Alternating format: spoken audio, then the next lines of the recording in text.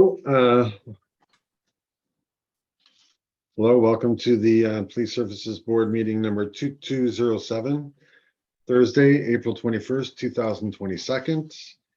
We're going to start today's meeting with a presentation. So I'd like to invite Sergeant Steve Koopman and Constable Greg Smith on for the presentation of traffic in the traffic safety unit. Wonderful. Thanks very much, Jared. So again, my name's Sergeant Steve Koopman with the Traffic Safety Unit. Beside me is Constable Greg Smith. We will start to do a screen share just on a PowerPoint.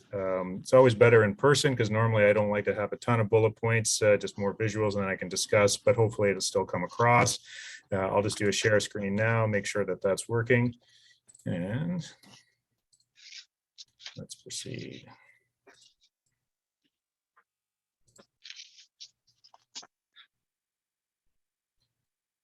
That's viewable by everyone? It is, yeah. Okay. All right, that's great. Thank you. So I know we're limited to half an hour maximum. We'll try and be efficient, 20-25 minutes to leave some questions as well. So I will be going through the slides relatively quickly. If you need to stop me to go back, please let me know or we can address it in questions. So as you know, we've got a long history with Kingston Police, and that includes traffic enforcement, even if we never officially had a traffic safety unit dedicated potentially within the organization until I believe into the 1990s, we may have seen the first sort of dedicated unit towards that. But we've always had traffic issues for roughly the last 100 years, as we can see here through some of the nice historic slides that we've been able to collect over our time frame. The vehicles have changed, but in essence, the collisions and the sequence of events rarely have. It's just the technology behind it that has increased. So the traffic safety unit operates within the core unit, so community-oriented response and engagement. The unit consists of 6 constables and 1 sergeant. We have 2 primary pillars, even though we will be going into details about how much more we actually do as a unit. The 2 are traffic education and enforcement, and then collision reconstruction. In regards to traffic education and enforcement, that is the standard which everyone thinks about. It isn't strictly enforcement, though. We do look at the 5 E's, even though we may not be part of all of them. This is in collaboration working with our partners, including City of Kingston. So education and encouragement is a large portion of that. Engineering, we can assist on collaboration with, but again, it normally falls to transportation services. And then enforcement does usually fall under our bailiwick. Obviously, City of Kingston provincial offences officers or bylaw officers can assist with that as well. And then a final evaluation, and that again usually is a collaboration not only within our unit and within the core unit and the department itself, but with our partners. Part of the encouragement and education comes through social media and traditional media. Luckily, we are able to leverage social media very well. This is our traffic safety unit Twitter account header, as you can see. The next slide has our Facebook account. And then we also have Instagram additionally. So I won't go ad nauseum into this, but it's a great way to be able to not just simply do enforcement, but quite often people are like, if you just told us how we can improve or what the rules are behind it. It's not a case anymore of police trying to, do a got you or, hey, that's your responsibility to have known in advance and therefore just simply here's your ticket. We're constantly trying to get people to understand the rules of the road, how to be better, safer drivers, pedestrians, cyclists, and so forth. And if that means we write fewer tickets that day, but we've educated more people and led to safer streets, then that's a win-win across the board. These are just some simple posts recently, just in the last couple of days. Obviously, yesterday was April 20th, known quite often as 420 or Weed Day. We had simply put out, if you don't want to end up in our cells, although cannabis is legal, driving while impaired is not. The penalties are the same as alcohol impaired driving, with a 90-day license suspension and 7-day vehicle impoundment. This was one recently about the construction on LaSalle Causeway that I was going through traffic complaints, seeing multiple reports of motorists failing to stop for traffic lights during construction on the LaSalle Causeway. That the camera system is very good and offenders will either be charged after the fact or receive a traffic complaint letter. And I'll discuss that program later. Constable Greg Smith was actually responsible for this stop as well, issued a ticket for having an insecure load after spotting this trailer hauling large wooden reels. The reels required securement to ensure they did not become dislodged, which could present a risk of injury or death to motorists on the roadway. Again, that's part of our education, even though there is an enforcement component to it. We quite often promote what's called STEP, a selective traffic enforcement program, where quite often we will select a month in which we will highlight on what we feel is important. And while there are 12 months of the year, we certainly can get 12 topics. We will be sort of discussing quickly quite often what's described as the fatal four. That is distracted driving, which quite often is the use of handheld devices. We have impaired driving, and obviously, as we know, that can include both drugs and or alcohol. Speeding.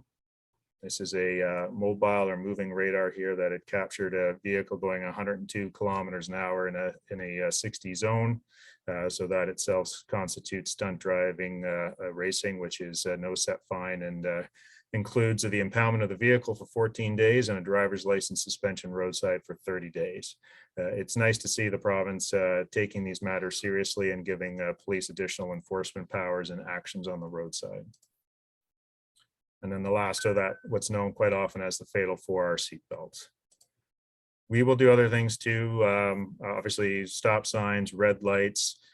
We will look even sometimes like Operation Noisemaker. Constable Josh Brimble quite often likes to do that, where we're looking at either unnecessary noise, noisy mufflers, things to that effect. And even though they may not be as much of a safety factor, it is still falling under our purview, and we know the community quite often appreciates it as well.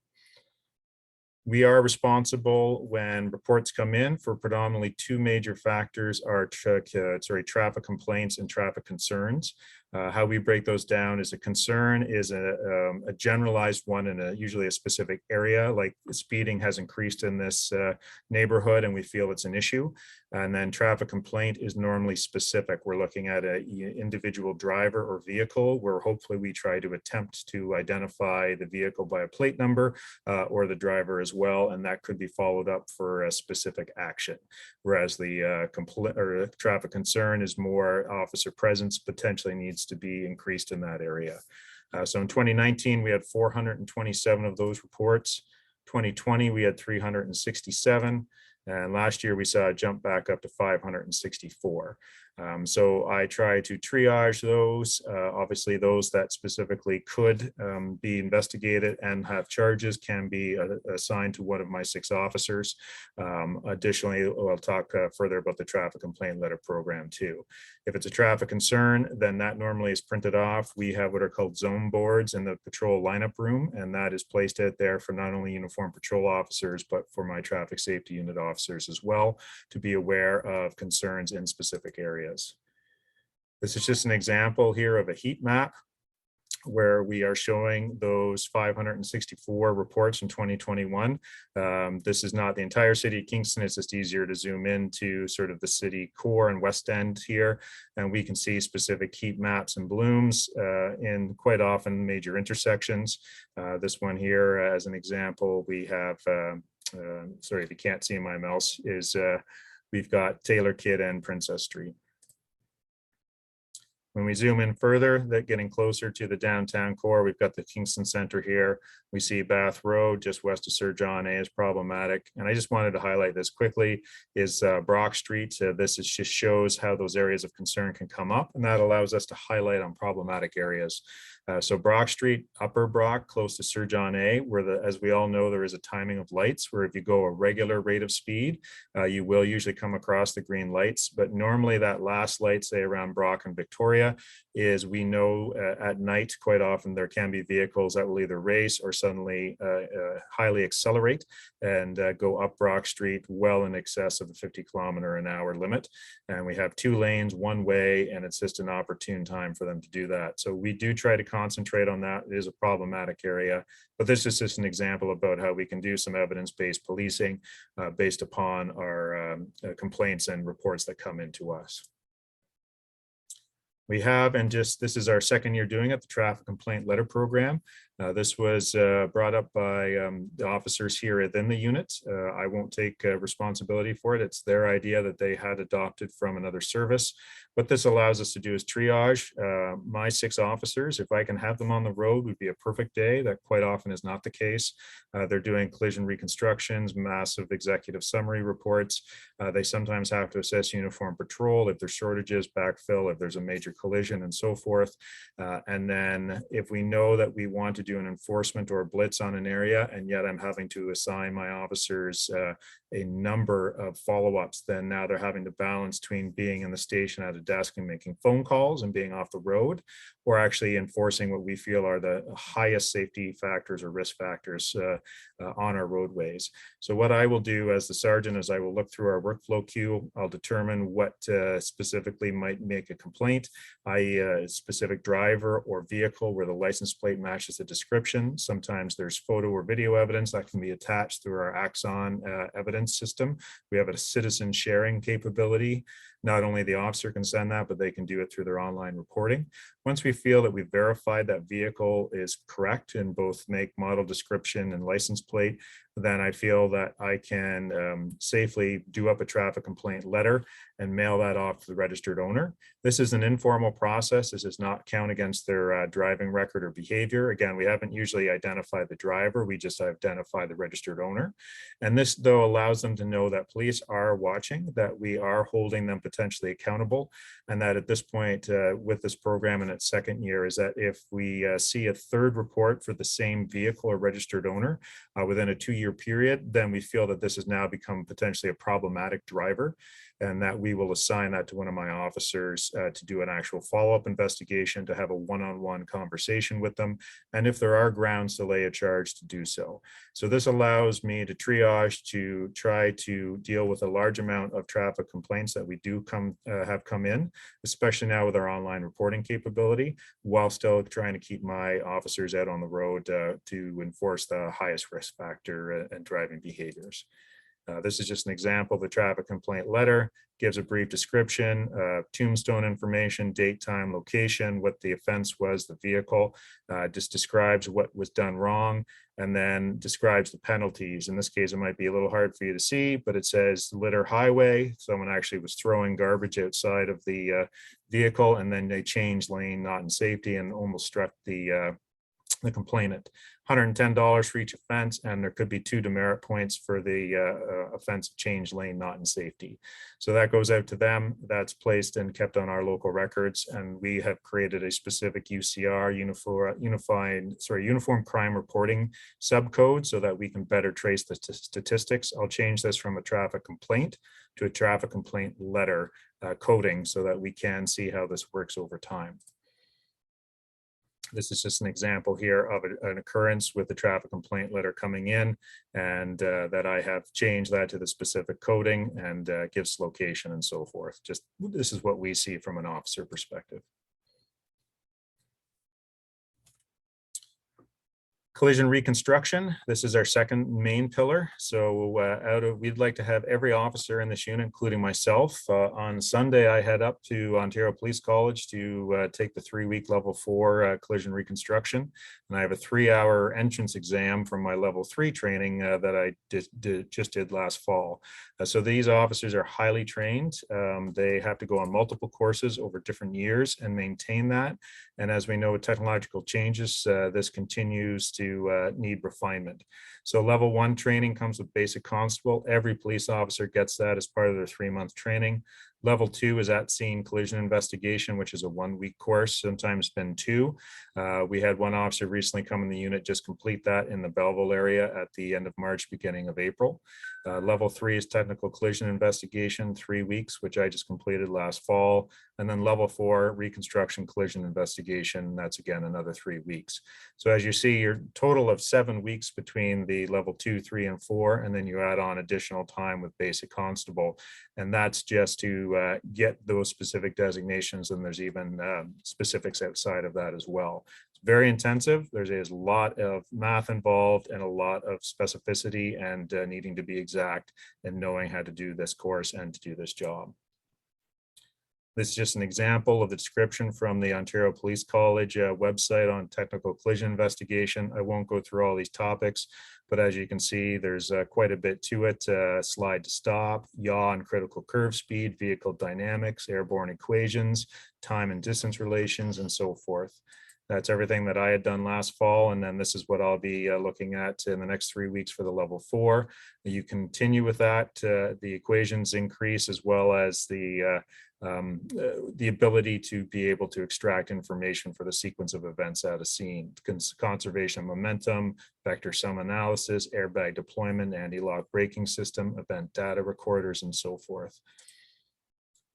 There's also additional training even outside of that. We try to get our officers as highly skilled as possible. That includes motorcycle collision investigation, pedestrian collision investigation. These are specifically separate too. There's a lot of specific equations and algebra that needs to be done with this. We have crush analysis, CMV, so commercial motor vehicle collision reconstruction, CDR, which is collision data retrieval, and then the use of the software programs that and hardware that we're currently using, which is Magnet TopCon and Pix4D.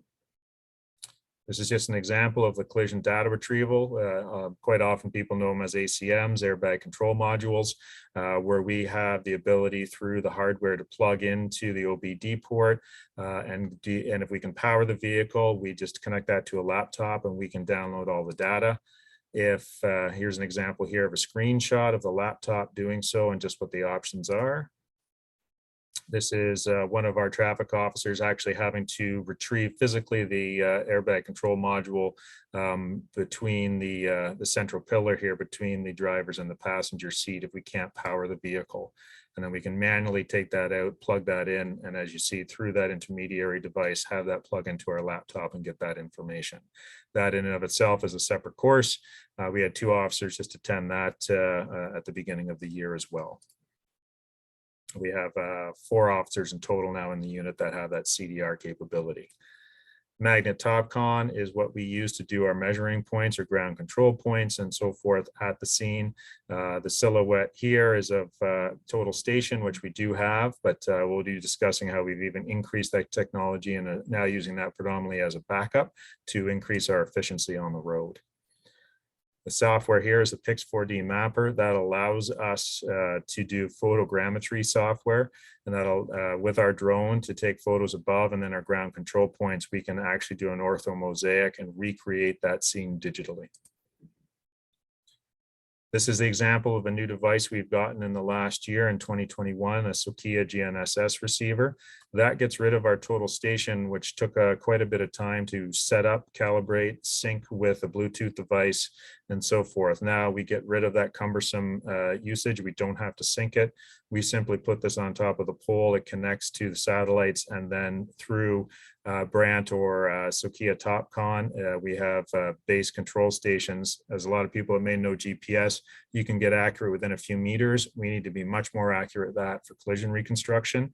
So with using the ground control stations as well as the GPS, we can usually get to a centimeter and sometimes within the millimeters of the recording. So this has greatly helped us in regards to doing our reconstruction more efficiently on the road. If this works for you, this is just an example of one of the finished CAD ortho mosaics that was done by Constable Josh Brimble. So this is Bath and Portsmouth, and this is him doing a recreation. So this is a total recreation combined with the ground control points that you see with photographs taken above with our drone system. That's just a very brief, basic sample, but just showing you how much we've advanced from doing simple scale diagrams and using measurements at the same time. These are our 2021 collision reconstructions that we have done. There was 15 in total last year. This just breaks them down. We obviously keep a record of how many recons that we have been called out to that meet our threshold of either serious bodily harm or death. And then what we do at the same time is that I have just taken a look at the last 8 years, so 2 4-year segments. So from 2014 to 2017, we did a total of 30 collision reconstructions. And then between 2018 and 2021, we did 56. So that's an 87% increase between those two periods. It means that my officers, as technically proficient as they are, and that we're trying to increase the efficiency as well, it means that we are continually asked to do more, or that we are seeing that our requirements and our usage is being tapped into and being used. Overall, that's a good thing. These are just very extensive collision reconstructions. It can take weeks for them to finish, if not longer. Sometimes we're waiting to hear back from third party or external agencies. And then we have to do a very large executive summary, and quite often those can be 50-page reports. And again, my officers are expected to do traffic enforcement in the real world while trying to conduct their collision reconstruction at the same time. Before I go any further, since I'm still not at the level 4 area and Constable Greg Smith has been a recon for a number of years, Greg, was there anything that you felt was relevant to add to that? No, that's good. Okay, we'll continue on for the sake of time. We also do commercial motor vehicle inspection and enforcement. There was a concern because we just lost Constable Mike Rice to retirement. He was our sole CMV inspector, and he's pictured here, that we were going to have that shortage here in the city of Kingston. It's a real safety concern with these commercial motor vehicles on our roadways. And normally our uniformed patrol officers are not overly as adept, trained, or educated, which is understandable because they need to be a jack of all trades at a uniformed patrol aspect. Is that this is where we can come in and really see what the issues are. We can stop these vehicles, look for their inspection stickers to make sure that they have, their pre-trip inspection, and then obviously do a walk around as well. Then we can actually do a full inspection, what's called a level 1 inspection, equivalent to the MTO, and the training that my officers get are through MTO as well. So the MTO inspectors are getting the same training as right now. We have 2 officers that just completed 2 weeks of online training, and then this weekend they're heading up to Collingwood to do an additional 3 weeks of training in person. So it's 5 weeks in total to take the CMV inspection course, and then they're still not qualified until they do 32 level 1 inspections over the course of a year, and only then are they qualified. And then they have to continue to maintain that level of 32 level 1 inspections every single year. So that's good. They should be out there. They should be stopping these trucks and commercial motor vehicles and inspecting them, and that allows them to maintain their qualifications at the same time. We have a specific vehicle in the traffic safety unit that is for CMV. It's outfitted specifically for that. We have to be conscious of safety of our officers at the same time. Here's an example of a leaf spring that Constable Mike Rice saw that was broken and snapped on this dump truck. This is the weighing of the vehicle as well. Quite often these vehicles are overweight, and sometimes dangerously overweight. And again, we would not be able to do this if we did not have the commercial motor vehicle training. We have our ALPR, automated license plate recognition. We are hoping the grant is coming out now with the province for $42 million to increase ALPR in our fleet, predominantly frontline patrol. So while this is not limited to the traffic safety unit, we maintain the program. Constable Josh Brimble is the sole instructor. We have one, this is in a uniform patrol cruiser that is in the traffic safety office, the keys. The officers that grab it have to be trained on ALPR before they can use this. And then we have what's quite often known as a low profile or a ghost car that is predominantly and only to be used by the traffic safety unit officers, that also is equipped with ALPR. These ones from a prior grant that included human trafficking allowed for 3 cameras, front, rear, and side. And the side one assists in terms of going through, say, hotel parking lots, where quite often we can come across hits of persons that are of interest from a human trafficking perspective, moving along the 401 corridor. We can also put hits on these plates too. So if, say, a major crime homicide is interested in an individual, a person of interest, a suspect, a wanted individual, then we can place that on there as well. If they're already wanted, we actually should get that information if they're the registered owner of the vehicle, but we can do additional independent actions on these if need be. This is an example of an officer receiving training on the ALPR on the MDT, the mobile data terminal here. And this is just what they would see on the screen where it brings up the license plate. It is quite readable. If they do get a hit, they usually get an audible signal. They need to verify the plate is correct. And then from there, they'll determine if the val tag was expired, if the license plate was expired. Sorry, I should say the driver's license was expired. If the driver is a suspended driver, if they're wanted, if they're part of the vehicle impoundment program, anything that comes up from that, and that is good to see. We recommend our officers normally try and be stationary for this or set up so that they're not as distracted themselves. They, however, can be run while they are in motion. But again, the training with this is also to make sure that officer safety and road safety is paramount first.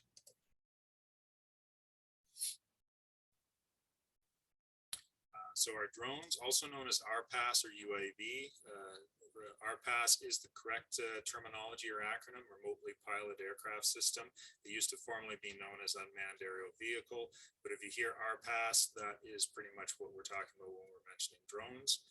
We have had a drone program now for a number of years. We are currently using two main drones. This is our newest one from last year. It's a DJI Matrice 300. This allows what's called payloads, meaning we can actually interchange with cameras, floodlights or spotlights, go from regular vision to night vision to thermal and so forth. This allows a lot of interchangeability and interoperability with this drone, and increases our flight time, and it is IP rated in terms of it can go into a lot of inclement weather conditions, whereas other drones could not. This has been of huge value to us and certainly assists us on collision reconstruction scenes as well. This is an example of one just above. We will do a multiple ortho mosaic and then bring that together from what I just shown you prior in that small little video. So normally that drone will pop up. We will do an automatic grid line, and it will do it itself while we maintain what's called VLOS, which is visual line of sight. Missing persons, we've successfully used this now at least 2 or 3 times. This is one example where it shows a normal night mode. And then this is showing us an infrared. You can see the heat from the engine block of the vehicles or the cruisers, and then you can see the individual officers going down the trail at the same time. This was a more recent one that was close to the rail tracks. So these are, again, officers from our emergency response unit, I believe. And then you can actually see the track switch heat emanating at the same time. This was just an example of a train going by, again, showing how the thermal can work and that we can have different palettes with the thermal as well. We use it for special events or critical incidents. This could even include, say, barricaded mails, a hostage situation, and so forth. As we know, we have had trouble sometimes with Queen's University or the University District Safety Initiative, and we need to make sure that the safety of everyone, the deployment of officers, the movement of individuals, like group dynamics, is being understood, so we know how to safely deploy officers and contain an area. And the drone program has allowed us to do that. We make sure that we're doing this legally and lawfully. We work with not only the Kingston Airport, but with Transport Canada and NAV Canada. We make applications, we get authorization. All drone pilots here are advanced operators as per Transport Canada rules and regulations. We have yet to have an incident at all with our drones, knock on wood. This is an example looking above of the University District area. You can see a large collaboration of citizens here, and then we also see a line of police officers as well. That can assist us in the watch commander, or the incident commander, I should say, in learning how to deploy the officers and where to have the proper movement. This is just a contrast of showing a regular view, camera view, again, of a concentration of people. And even though you wouldn't think infrared would be useful in the daytime, it was actually very useful for us in terms of group dynamics and to show the movement of people.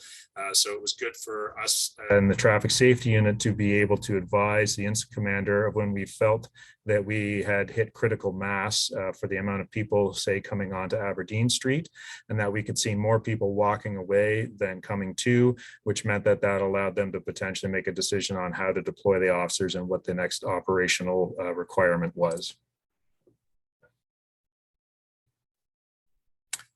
Police motorcycle program. I'm going to go through this quickly. I know I'm realizing we're hitting our half-hour mark here. So we have had the luck and the opportunity to have that for a number of years.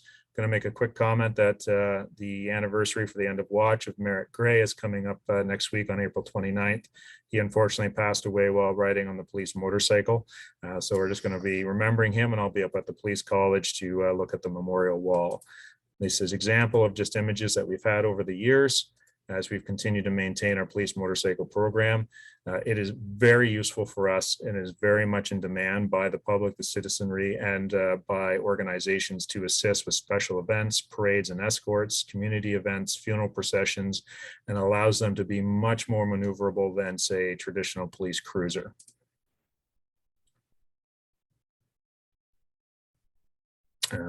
There is a parade permit application that I have to deal with as the traffic safety supervisor. Again, I'm going to go through this relatively quickly. We do roughly 50 to 60 events per year that I have to go through each application, look at road safety plans, how that operation is going to go through, how many officers, volunteers are required, and then coalesce or sort of coordinate with the city of Kingston as well in terms of road closures, barricades, redirection of emergency services, Kingston Transit, and so forth. So there is a lot of work to that as well behind the scenes. We also, being core unit, we understand that parades and special events are a part of our requirements. We quite often are working with crime prevention or community officers, including with their mobile engagement trailer. An example is coming up in May, Science Rendezvous at the Leon Center. We will be there again to show what the traffic safety unit does. One of the organizers is ecstatic that we're going to be coming there with our math-based education and training, and that we obviously will be highlighting things like our drone and so forth. Impaired driving. So we have intoxilizer technicians, quite often also known as breath techs, drug recognition evaluators or experts. Sometimes that's interchangeable for a DRE, and standardized field sobriety tests, so the SFSTs. This is an example here of the Intoxilizer 8000C, which is used for any impaired driving. This is our roadside device that either we can use in regular patrol usage or quite often in ride programs where we'll have them blow into it. If they fail, they're brought back to the station to then be tested on the Intoxilizer 8000C. If they blow a warn, then that allows us to do a roadside suspension, and if we need to tow their vehicle if they cannot safely get it off the road. This is actually Constable Greg Smith here doing calibration. This is quite intensive. We want to make sure that we're staying up to date. The worst thing to do as an officer on the road is to perform a test, say with one of those roadside devices, and it's outside the 2-week calibration. So this is something that's constant, ongoing, and a lot of credit goes to Constable Smith and to the other Intoxilizer technicians that are trained and will do this calibration as well. This is showing an example here. And then just showing all of the solutions. Greg, I know we're short for time. My apologies. I'm just going to go back one. Was there anything that you just wanted to add in relation to impaired driving? No, just the last photo there. I'm responsible for doing yearly checks on all of our equipment, anything related to the breath program, all the equipment we have. But we also usually do a favor to some of our neighboring services. So that's why you see a lot of the equipment there. I also take care of the military police equipment and the Gananoque White Police equipment, and the odd time I'll help Belleville Police out as well. Greg, it's almost a passion for him. He's been doing this for a number of years. And while the other officers are trained for the calibration, Greg overall is responsible for the program, ordering of equipment, making sure we're staying up to date. And he's organizing a next SFST, standardized field sobriety test course, coming in May or June? End of May. End of May. Yeah.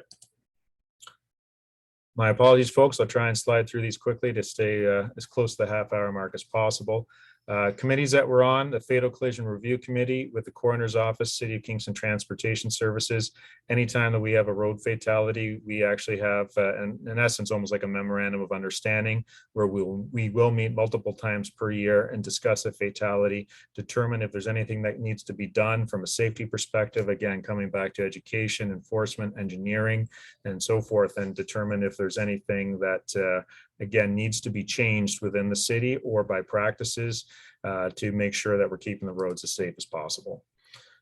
As you know, we're currently working with the School Pedestrian Safety Working Group, and this was unfortunately due to the death of a 10-year-old at Mother Teresa School on Lancaster Drive back in January. So we are making progress with that. I am sitting in on the committee, and we're hoping that we'll have a resolution to that. Councillor McLaren is also sitting on that as well. This is recently put out by the City of Kingston's website on trying to get input from the community in regards to school pedestrian safety. The red light camera program, I was hoping to have more information for you. Unfortunately, just to clarify, it's not a Kingston Police program. It is a City of Kingston Transportation Services program. We are in conjunction and we were consulted and we provided input. And then there's also internal training as well to our members as emergency responders, because there are times where they will need to potentially go through a red light at one of the 7 current intersections. I reached out to the organizer, Matt Wood from Transportation Services. They have not received any of the data or statistics back yet for the month of March for the red light traffic program. So I was hoping to have those for you today. Unfortunately, I do not. At this point in time, we just know where those 7 are. Our officers have been advised. There are some considerations. I won't go on too much because of time, but just if an officer sees a person going through a red light traffic intersection and knows that that may have been captured, does the officer have the authority to still stop and ticket? These are some of the details that we think about and that we've had to work in conjunction with the City of Kingston. And the answer is yes, the officer still can, because then they're identifying the driver and the driver will get the demerit points, whereas the red light camera system, they can't confirm the driver. So it's simply a ticket that's going to the registered owner, and therefore it's not really holding the driver as accountable. So in those rare circumstances, yes, we'd like an officer to still do their enforcement. And I think the community expects that. If they see a marked police cruiser ignoring a red light violator, I think that would raise questions. So that's just an example of some of the intricacies that we've gone through with the red light camera program. Just some of the collaboration we do with transportation services, the council's strategic priorities, transportation master plan, the safe route to school program, Vision Zero road safety plan, traffic calming policy, KCAT, which is the Kingston Coalition Active Transportation, School Street Play Street Initiative, that's at Winston Churchill at Earl and McDonnell. Getting close to the end. Departmental MVCs, quickly, that falls under my purview. So if there are any motor vehicle collisions, I have to look at the report, verify its accuracy, make any recommendations if there were any violations under, say, the Highway Traffic Act or other provincial statutes, and then put that up to our professional standards unit.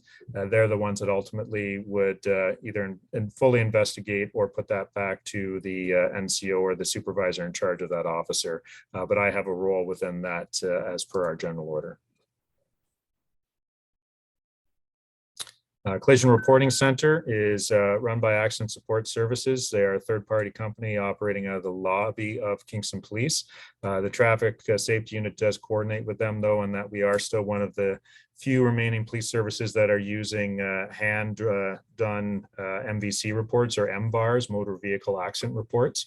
So if there are errors, then that comes back to our unit, and then we have to correct those or go back to the investigating officer to have that corrected. I'll be speaking on that quickly, but I'll just get through this again for the sake of time. The Collision Reporting Center is mentioned on our website, and again, that's through Accident Support Services. We just coordinate with them. This is just an example of what's called CROMS, Collision Reporting and Occurrence Management System. We get that through Accident Support Services, and they give us both quarterly and annual results and statistics, which is very good for us to know how to direct our enforcement and our education. So an example here, it's going to be hard to see, but total collisions January through March were 669. Out of those, 371 were through the CRC. So 55% roughly are self-reported, which means that's 371 less collisions that officers would have had to tend to. They can clear the road quickly, not interfere with traffic. So long as they're drivable, they're not from out of town, there's no injuries, there's a few other qualifications as well.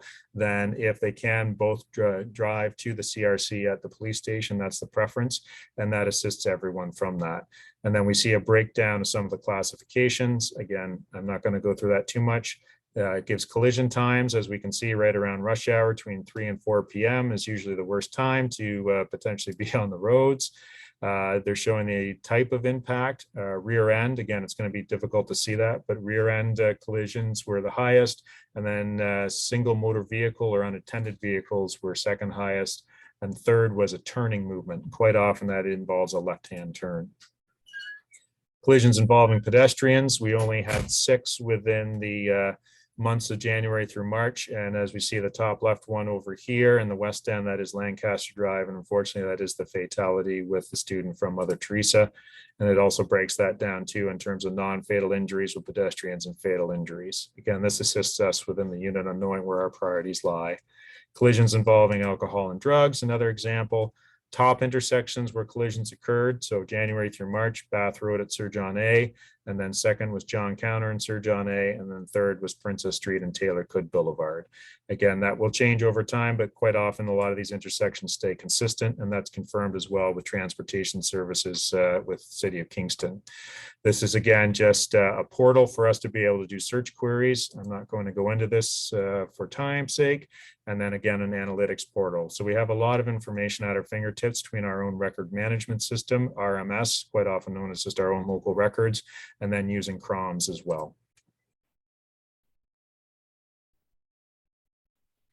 For the future, 2 things are on our horizon right now that we've been discussing with middle management and senior administration. Nothing's definitive yet, but one is actually going to mobile MVARs, so the motor vehicle action reports that I told you we do right now by pen, in that the officers hand bomb them. It can be a slow process. Mistakes can be made, and they can clear a call with those mistakes still there because nothing's digitized. This is an example just from ACC's website, and this is back in 2016, so 6 years ago. Brantford Police Service and CROM's mobile model for success. We've done a demonstration with ACC, and that it is actually of no cost to Kingston Police. So this is a priority for me in the senior administration's approval to be able to look into just the logistics behind getting our electronic MVC reports done and ability to have those completed in the cruiser. When the officer submits them, they cannot be submitted with any mistakes.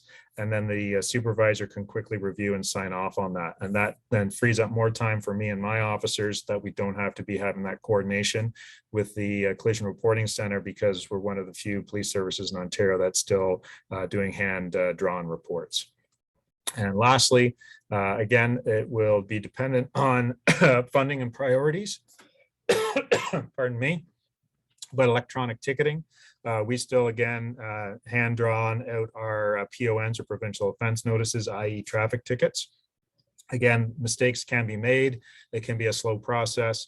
An example with the commercial motor vehicle inspection that showed Constable Mike Rice there back last year, that one dump truck, between the driver and the owner of the company, there were 10 Part 3 summons that had to be written out. So the date, the time, the location, the driver, the driver's license number, the vehicle information, all had to be repeated 10 times over. It probably took us about 45 minutes to write out those 10 tickets. With e-ticketing, we can put all that information in immediately, and all we're simply changing is the offense. So we could probably have all 10 of those Part 3 summons done within a matter of a couple of minutes, rather than say half an hour or 45 minutes. And now there are no human-prone mistakes, i.e. we can scan the driver's license, and once we know that and it will automatically put in date and time. So again, there is a cost factor to that. We will be looking at that. There are a couple of different vendors and parties that we can explore. At the end of the day, usually what happens is they're looking at the savings of time, how much more time the officers have, how many more tickets potentially could be written, how many tickets are not being lost when they go to court because of some fatal errors. And all of that translates to the fact that we think this is a program that's worth looking into. And sorry about the length of time, but I think that's everything. Was there any questions either myself or Constable Greg Smith can answer? Bridget? Well, great. Thank you very much, folks. I appreciate the time and opportunity. Yeah, thank you for your presentation. And I found it very educational. So I'm a city councillor, and I have a clearer picture of, I often receive requests for more police presence on our streets. And really, I learned the complexity of the traffic division. How many constables did you say are part of the division? We have 6 in total. They do 11-hour shifts between 2 teams of 3. So Right. they normally are operating as 2 teams, and then every third Wednesday we come together as one group, and we treat that as either a joint training session to keep our skill sets equal and up to task, and then additionally we will do blitz or enforcement days with the entire team. So there's a real value for bringing us together at least that once every 3 weeks. There's no shortage of work for the 6 constables. That's for sure.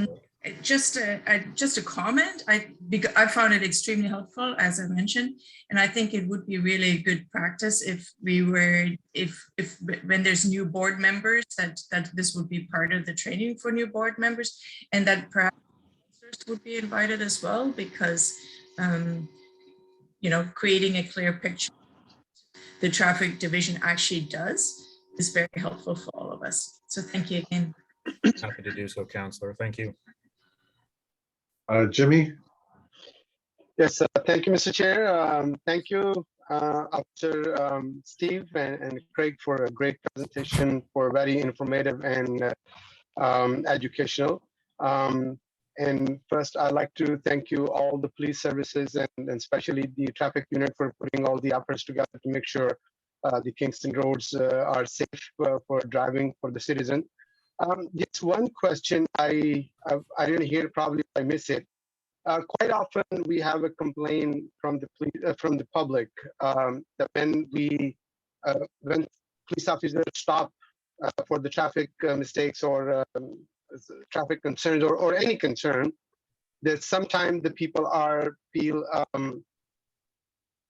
that offensive, or they say that the officer stopped me because of my color, my race, or my this and that, but they are failed to understand the officer cannot see them before they stop and come to the window.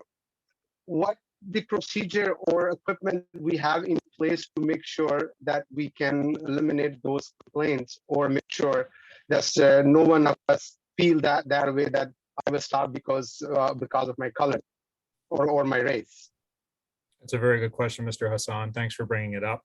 The officer's number one, we go back to basics, is every vehicle stop should be in their notebook, regardless if they just ended up not laying a ticket or a charge, whether it's a warning, whether it was simple education, anything to that effect. This is the other benefit to the electronic ticketing system, is that not only does it show the officer's time, but it also holds them a little more accountable, but it also even acts as I will say a little bit like an intelligence tool, but it's also accountability, in that it is that if we end up stopping a person, they've got multiple offenses, and say we lay a ticket for one, we would have just done a verbal warning on, say, 3 other offenses. We actually can present a ticket, but it's a warning. It's not an actual ticket to them. And that is actually maintained in our record management system. So what that will do is every time that an officer is stopping a vehicle, even if they end up not laying a charge, they should be putting in a tangible digital warning to that individual, and that will be captured on our local record system. So not only could that be a value, an example is a cracked windshield. I've stopped a person once, Greg stops him a second time, and then 5 other officers stop him, and they all give warnings saying you should get your windshield fixed. So technically, it can be an offense at scene for a $110 fine. Well, none of us will know that the other 4 or 5 officers have already given those warnings. Now we will have an ability to run the license plate, have that come up, and see that they've already been warned 1, 2, 4, or 5 times for that same offense. Now that officer is less likely to give a warning. They're more likely to hold them accountable. That should make our roads safer, but it's also now making sure that it's showing what the officer's stops were, and that it's captured on our local record system, not just in the officer's notebook, which, as most of you can imagine, that's probably the least efficient way of us going through something. If a supervisor has to go through a notebook, he has to find it in the cubby hole, has to try and find the right date, has to find the page, and then has to try and actually understand the officer's handwriting. So in this case, that's another benefit to us potentially going down the road of the e-ticketing system. Well, thank you very much once again. Hats off to all the police service, our unit here in Kingston, for the great efforts to making sure the Kingston is safe and Kingstonians are safe. Thanks for a great job. Thank you. Christian, you're next. Yeah, thanks for a very detailed and very thorough, helpful presentation. Just want to mention on a couple of occasions the posture of the traffic unit, in particular resourcing, whether you feel you're adequately resourced, how the resourcing of the traffic unit also compares with the resourcing on patrol, because presumably how patrol is resourced has implications for the traffic unit. So whether you can talk a little bit about whether you think you're adequately resourced, whether you're understaffed, you're overstaffed, whether patrol is sufficiently staffed to respond when you have some of the larger incidents. The broader questions of adequacy and effectiveness in terms of the resource allocation for traffic. Thank you, Doctor. I appreciate the question. It's difficult and I guess a detailed explanation from that.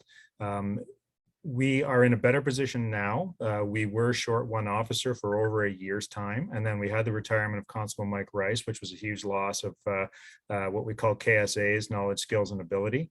The administration has been fantastic in that we were able to get ourselves up to full strength. So we actually have the full complement now of 6 constables plus myself. We have 5 of the 7 of us as level 4 recons. I'm about to become the 6th. And then we have a new officer that had just finished level 2. So in terms of number of officers and the training, that is certainly adequate. And we appreciate the senior administration, I think, seeing the value of the traffic safety unit and what we want to present to the community. Resource wise, we are relatively well.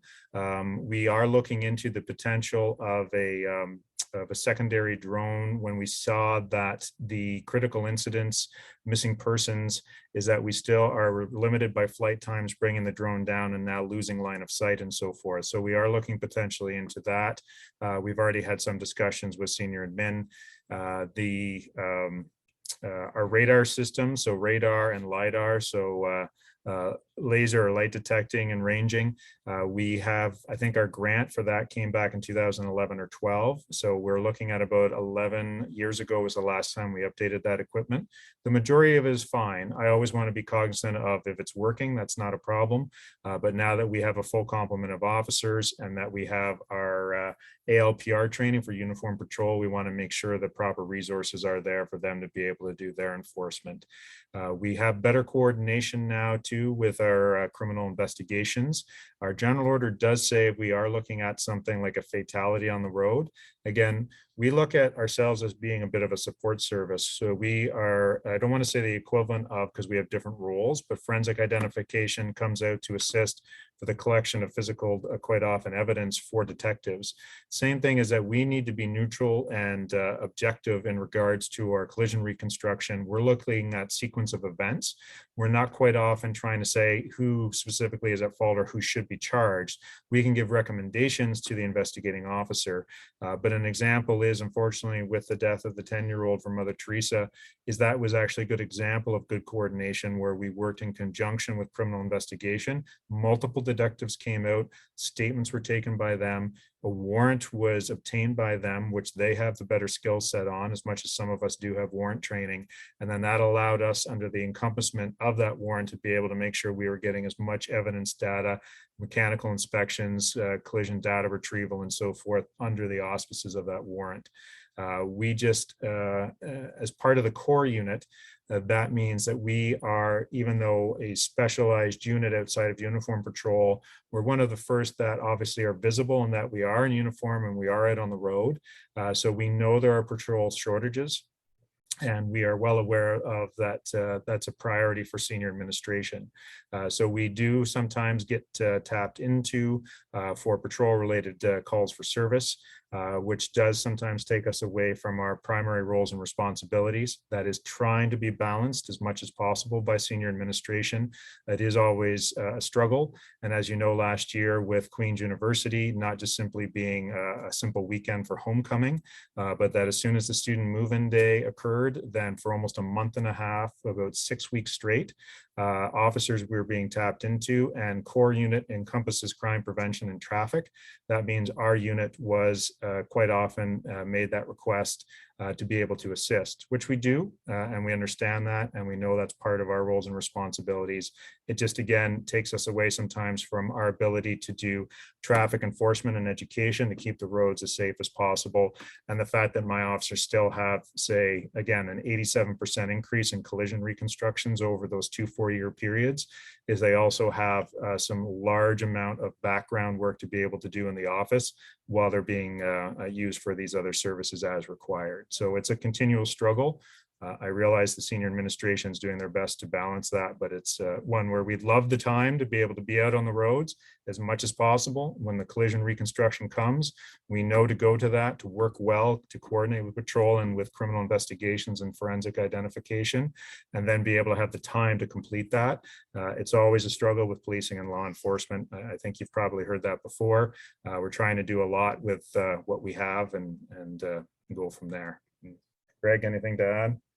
No. So sorry for the long-winded answer, but I think it was required. Bridget, did you have a question?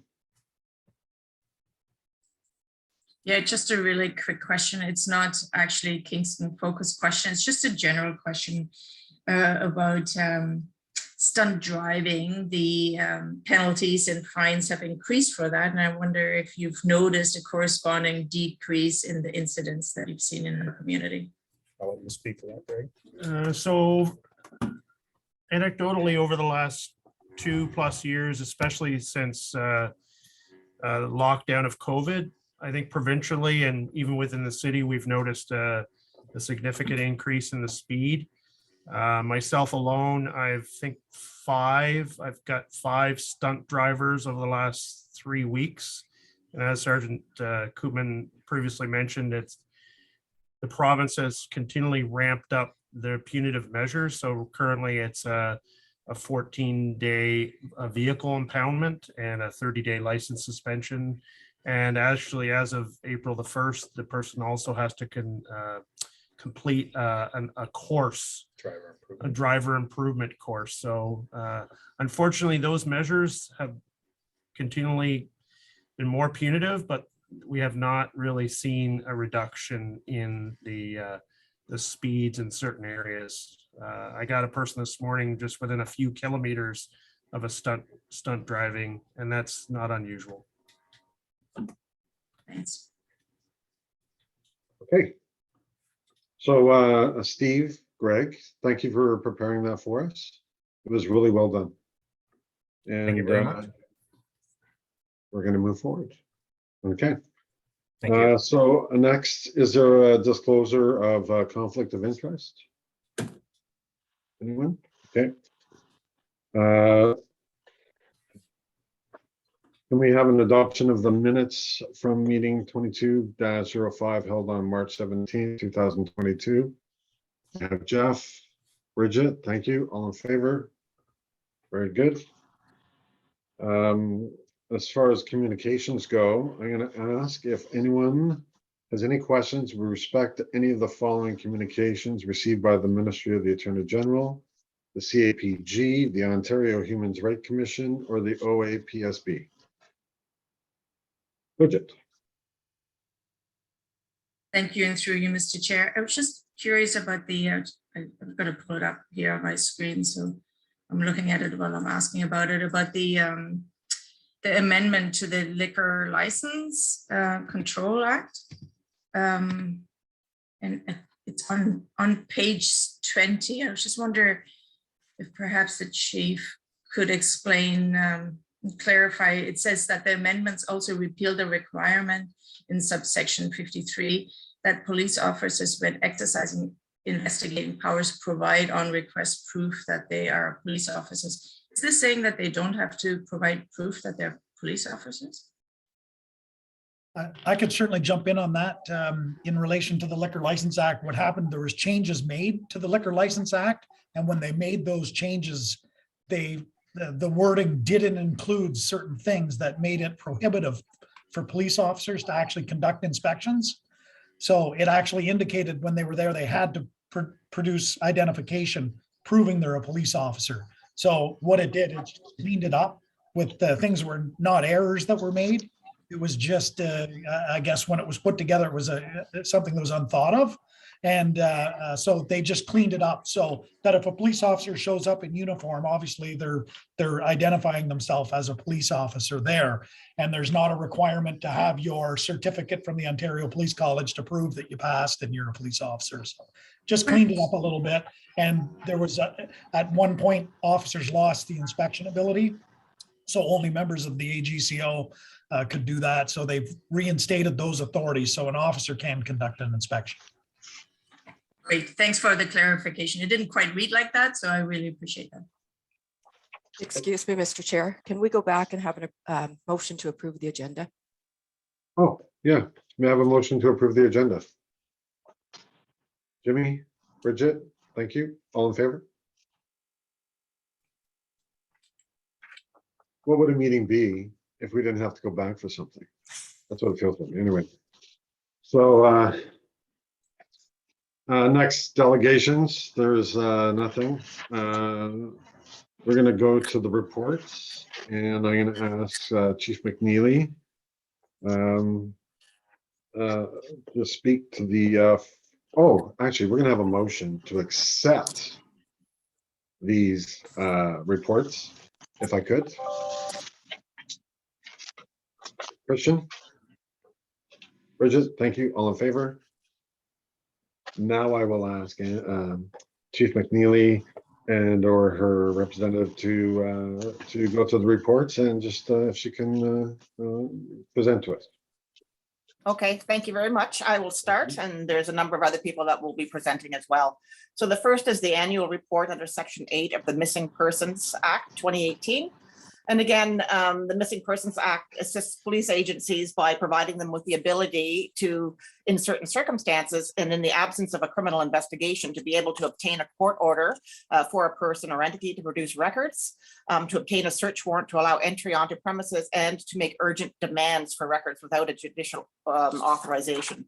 So under the Section 8, police services are required to report annually on their use of urgent demands for police records or for records under the Act. And the Kingston Police Services Board is required to submit this report to the ministry and also to put it on the board's website by June the 1st. So of this year for last year's report. So again, we have in our case, we have a nil report. So the next up is the quarterly budget report, and I have John Howes, Director of Finance, to be able to present that to you. Welcome, John. You have the floor. Yep. Can you hear me okay? Yes. Perfect. So for the first quarter ending March 31st, 2022, we are showing a deficit of $817,000, unfavorable. This is primarily related to the timing of revenues and grants received and time of expenses, as our budget is split evenly over the 12 months. So things may be not as bad as they might appear. We had spent $11,482,000 versus a budget of $10,665,000. And if we look at the revenue and cost recovery, we took in only $475,000 versus a budget of $1,042,000.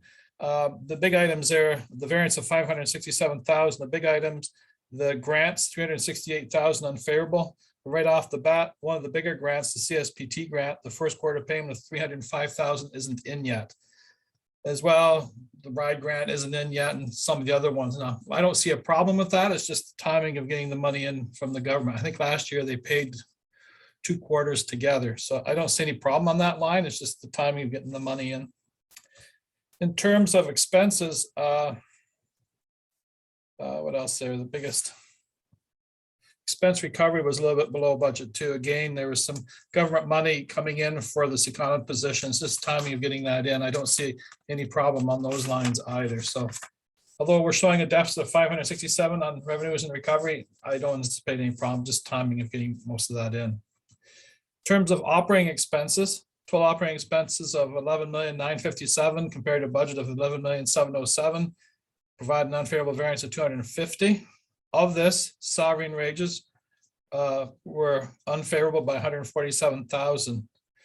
We had spent 10,140,000 versus the budget of 9,993,000, 147. The biggest contributor to that is overtime, which is 177,000 over budget after just 3 months. This will be a problem this year on that line. We know St. Patrick's Day overtime cost 83,000, which was not budgeted to that extent. We had some other incidences there as well. The Freedom Convoy in Ottawa, we spent 26,000. Now we will get that back from the government. The invoice has been submitted. There was a slow roll protest coming through the city. We spent 37,000 there on overtime. And we've had 4 major incidences, 3 of them homicides, and we've spent about 87,000 overtime there. So remember, I always say if we don't have a major incident, we'll be favorable on that line. Well, we've had a few major incidents this year, so we can see where that is being impacted. The basic wages were favorable by 185. That's primarily being impacted by the timing of a wage increase later this year. So we would expect to be favorable at this point in time on base wages as we go through the end of the year. Fringe benefits are unfavorable by 175. That's quite normal. We have the statutory benefits we pay are higher in the first half of the year versus the last half of the year. So I suspect that will turn around as we head into year end. And part-time wages are on budget. So really the big problem, the big issue there is the overtime. Supplies and materials. We'd spent 1,751,000 against a budget of 1,648,000, provided unfavorable variance of 103. And every year I say this, we have a number of contracts we pay for the whole year, but we pay it in the first 3 months. Those ones alone provide an unfavorable impact or unfavorable variance of 344,000 at the first quarter. And those items are all budgeted, so they will turn themselves around as we head towards the end of the year. So just a timing variance. To offset that, utilities were favorable to 92. That will turn itself around. We're just waiting to be invoiced. There's been some hiccups on getting invoiced for utilities because of the solar panels coming online. The training was 23,000 favorable. We do have some training coming up as we head through the year, some bigger projects coming, just the timing on that. Education was 94 favorable and travel was 23 favorable, just all related to that. And the professional services were 45,000 favorable, again, just timing of invoices coming in. So overall, I don't think we have any major problems there, but we are showing a fairly large deficit at this time. But I don't think it's too much to worry about, except for maybe the overtime line going forward. Any questions on that?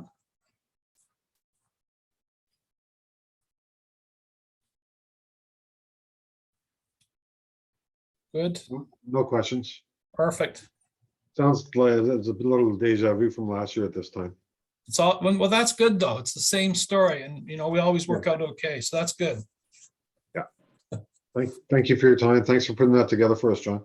Thank I you. have one question for John. Yes. Oh, sorry. Christian, where are you? There you are. Good. Go ahead. John, thanks for the detailed and thorough breakdown as you always do. To what extent? So the overtime is entirely and completely a function of unanticipated or special events.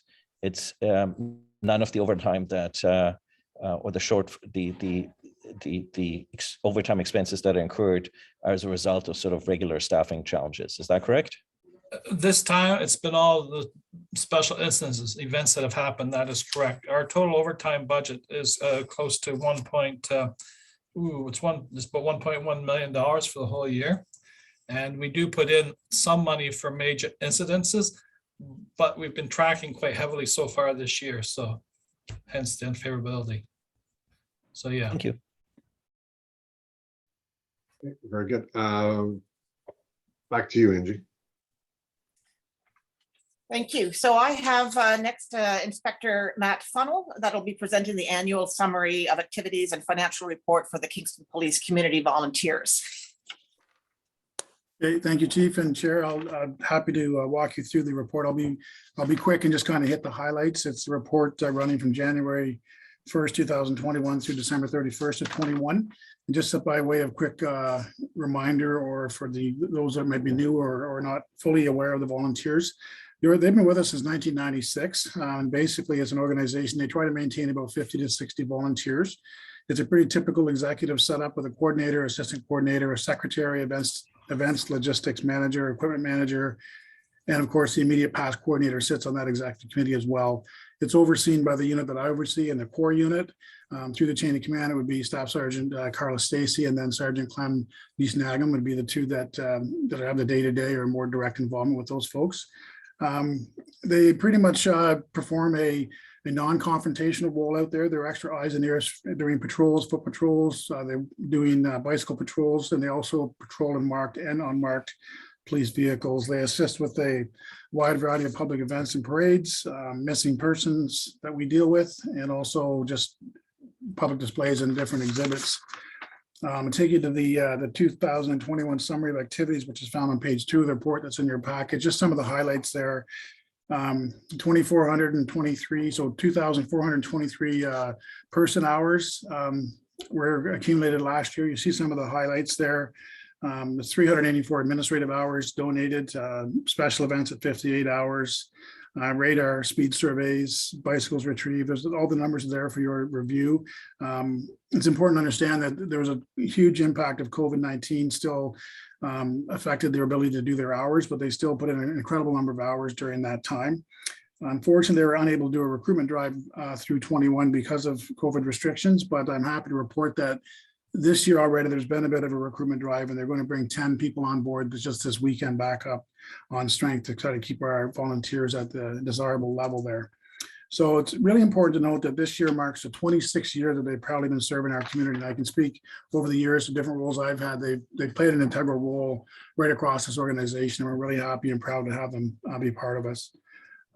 If you have a quick look on page 3, there's a rundown of some of the more major events that they were involved with us here last year.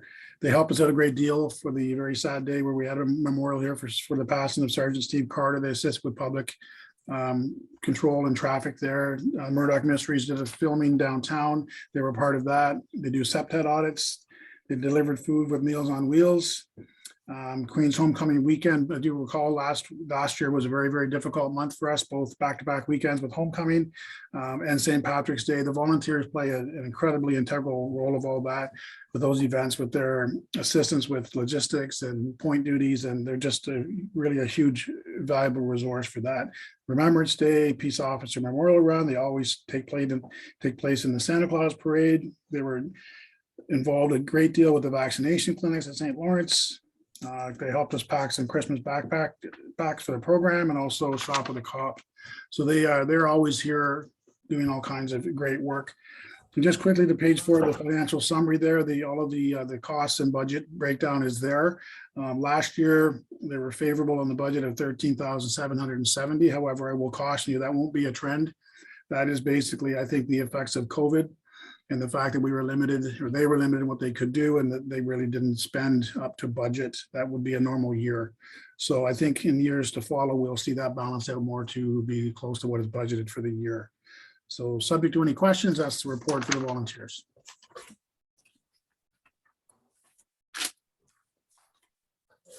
Bridget, go ahead. Actually, Christian had his hand up first, sorry. Oh, sorry. Christian, it's just, It's all right. it's No where worries, you lady. are on my screen. So it's just sometimes challenging not to see your hand. It's up in the, No, go ahead. always happy to go with ladies first. Just a quick question. You mentioned the recruitment drive. There's been an effort within the organization to make the organization more representative of the community that it serves. To what extent the volunteers are representative of the community that they serve, and whether the same efforts on representation will go into the volunteers as have gone into the regular force? It's a great question, sir. I think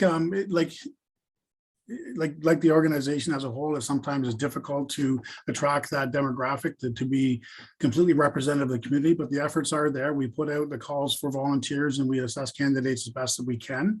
It really is, unfortunately, we are, I guess, handcuffed by those folks that express an interest, but we certainly, in all of the recruiting that we do, we try to make it a priority. And I honestly don't have a stat view of the demographic that we're bringing on board this weekend. But it is something that is certainly at the core of every time we do recruitment, whether it be on the actual paid side or the volunteer side. Thanks. Bridget? I had a similar question. I was going to ask about outreach and how can we kind of get a cross section of our Okay.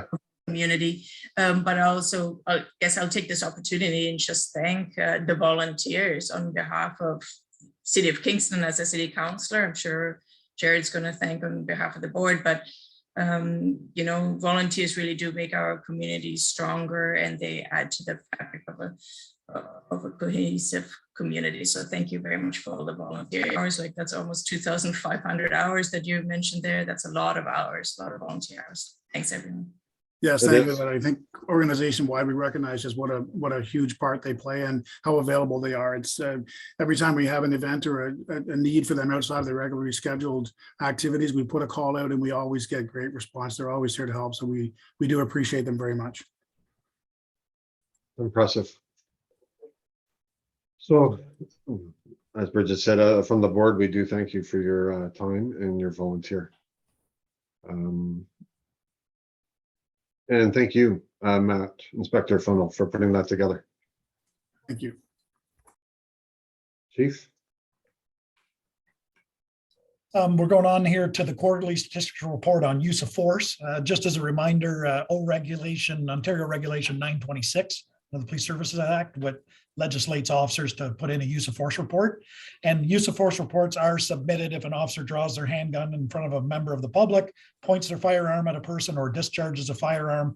If they use physical force on a person that results in an injury, if they use a weapon other than their firearm on a person, or if they use the conducted energy weapon or a taser, that's when a report is submitted.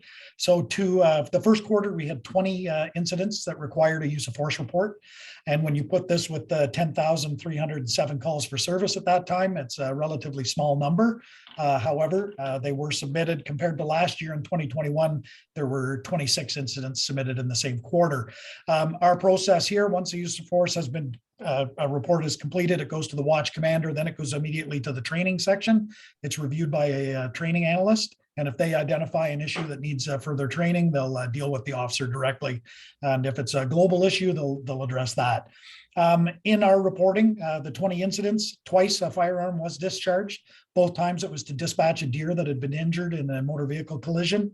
We did have a number of conducted energy weapon discharges as well. Type of incidents, our emergency response unit responding to an arrest of male for attempted murder. They were at another incident where it was a barricaded person who was suffering a mental health crisis and was armed with a firearm. Another one where the emergency response unit, they were at another barricaded person suffering a mental health crisis who was armed with a knife, bear spray, and fireworks. We've had another incident where a subject threatened to kill a police officer and then was making a move to his waistband as though he was going for a firearm. And we had our officers on patrol were attending to a break and enter in progress and were forced to use their taser. And number of the firearms pointed numbers there, that's generally, if we're doing executing search warrants, let's say high risk search warrants, and often it's members of our emergency response unit that are entering with their firearms out and displayed. So that would be what our use of force numbers are for the first quarter.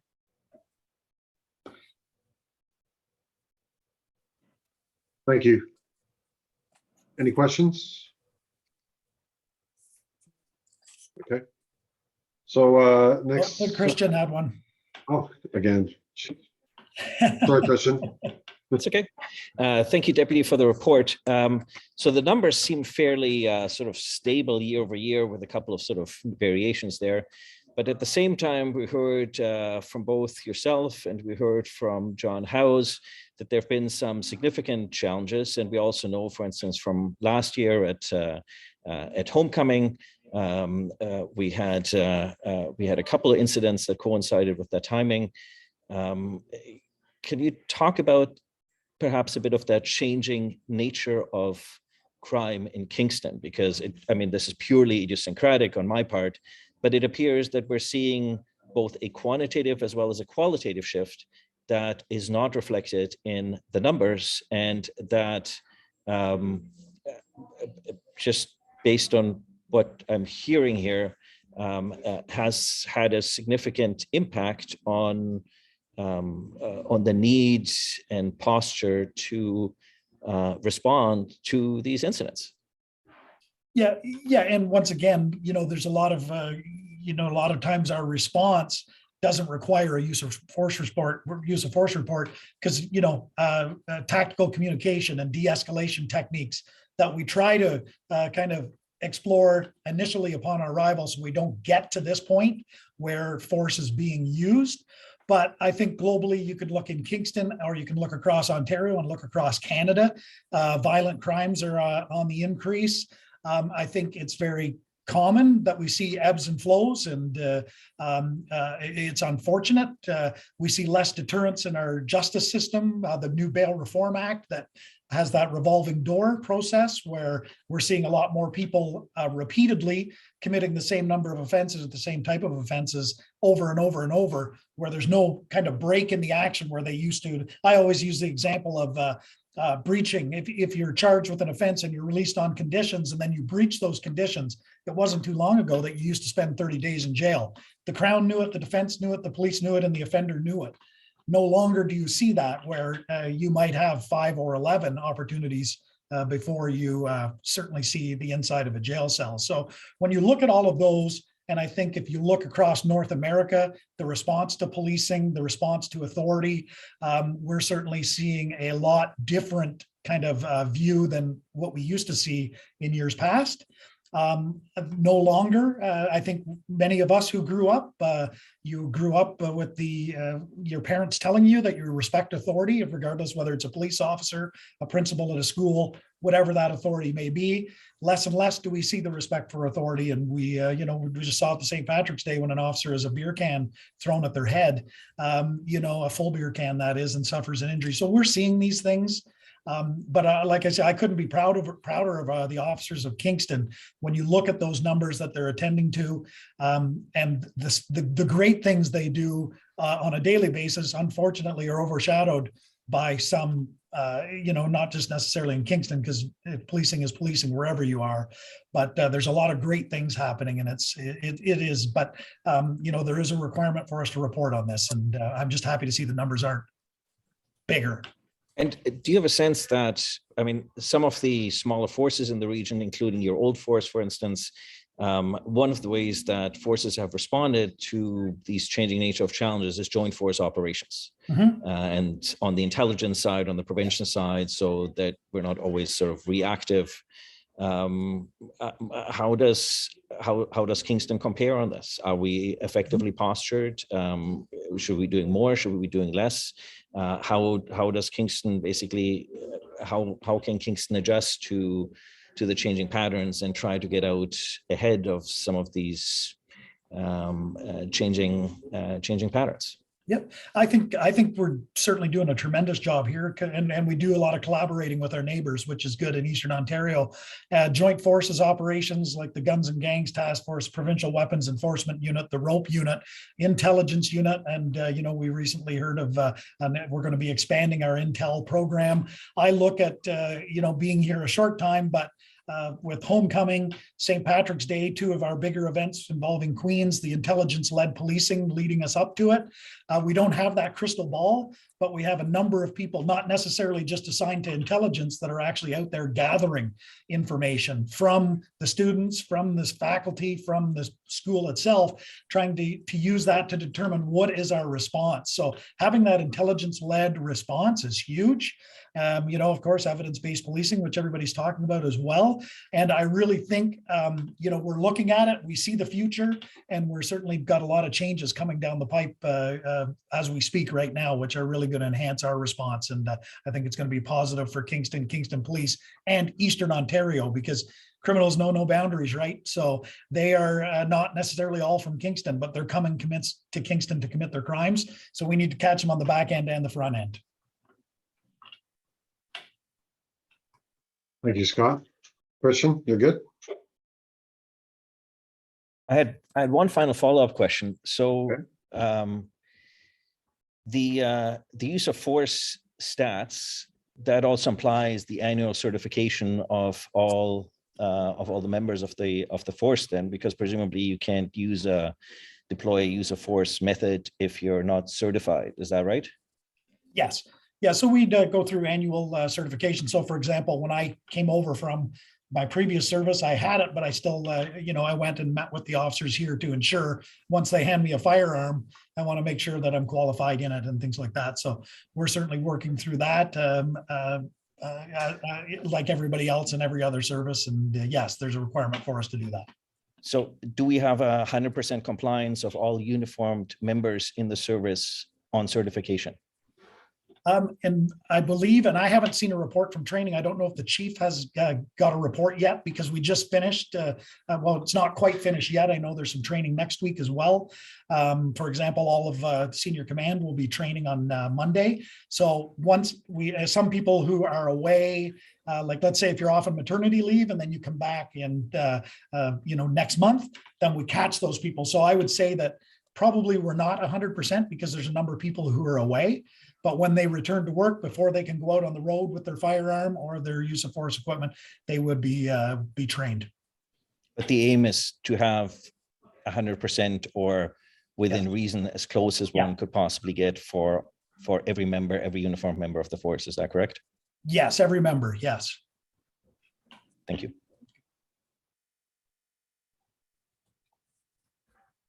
Okay.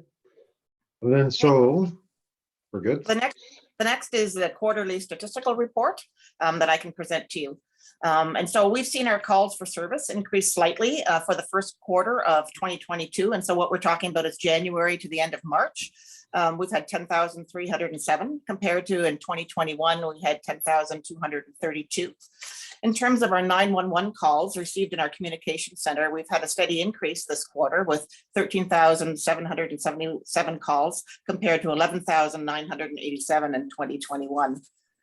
While we have seen a number of crimes against persons decrease from the first quarter of 2022 compared with 2021, we have been seeing a trend in escalation of violence. In the first quarter of 2022, we've had 3 homicides, with the 4th one that has occurred in April. So that's outside of that quarterly report. But each of these homicides have been solved. And our members, from our frontline to investigative services to support services to call takers, are working hard in keeping our community safe and solving these crimes. I can say that we are seeing trends in intimate partner violence, which have seen increased violence and severity.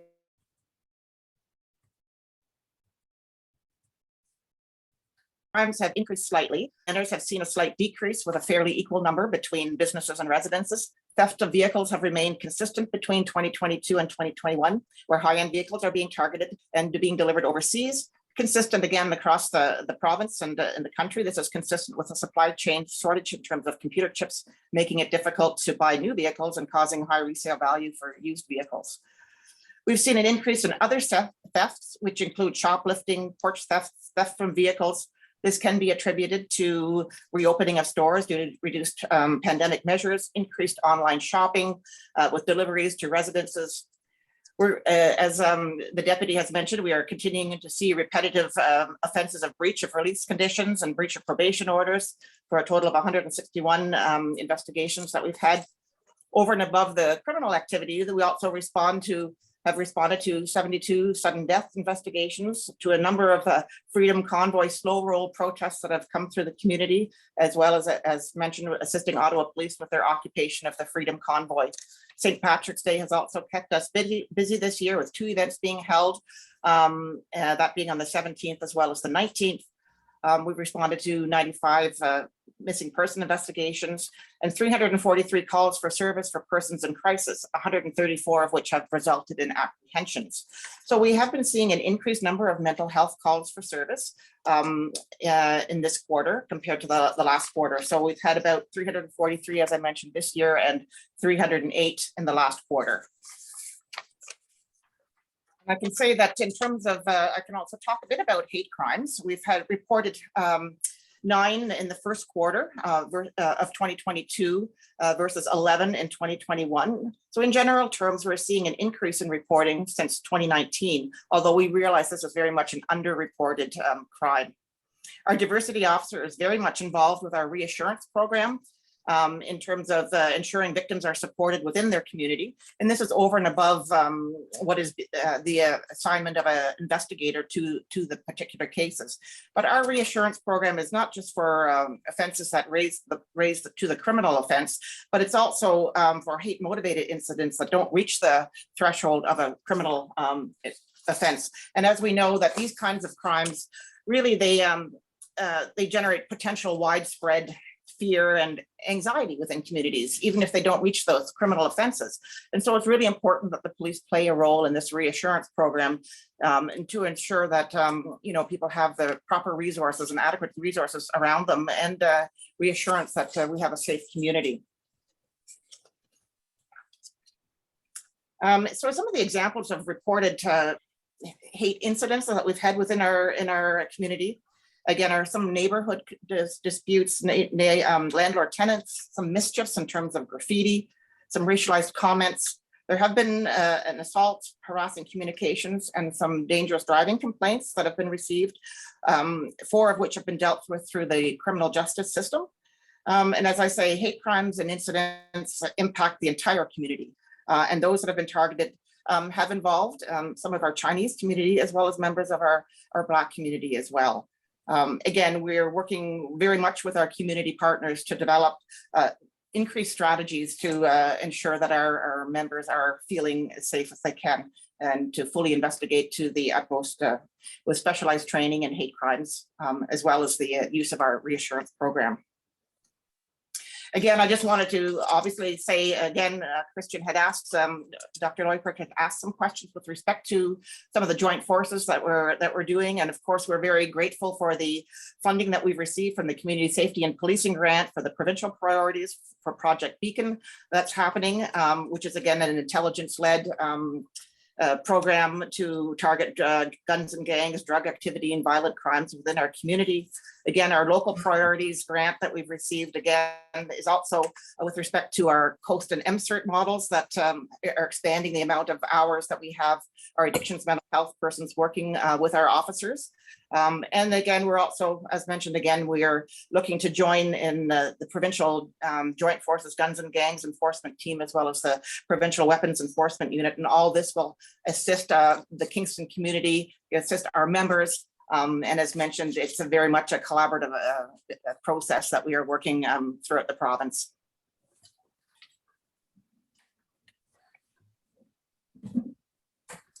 Richard. Chief, if I may, I had a specific question with regards to the sex offenses. The federal government has, in some cases, local police services have taken on investigations, sexual misconduct investigations that had previously been done by military police. And I'm just curious to what extent, what Kingston Police's position on that is, and whether the numbers here reflect any of the cases that Kingston Police, that military police or other military federal investigative entities would have passed on to Kingston Police for investigation, and whether Kingston Police has taken up these investigations. Yes. Something that we are working with our provincial partners, so the Ontario Association of Chiefs of Police.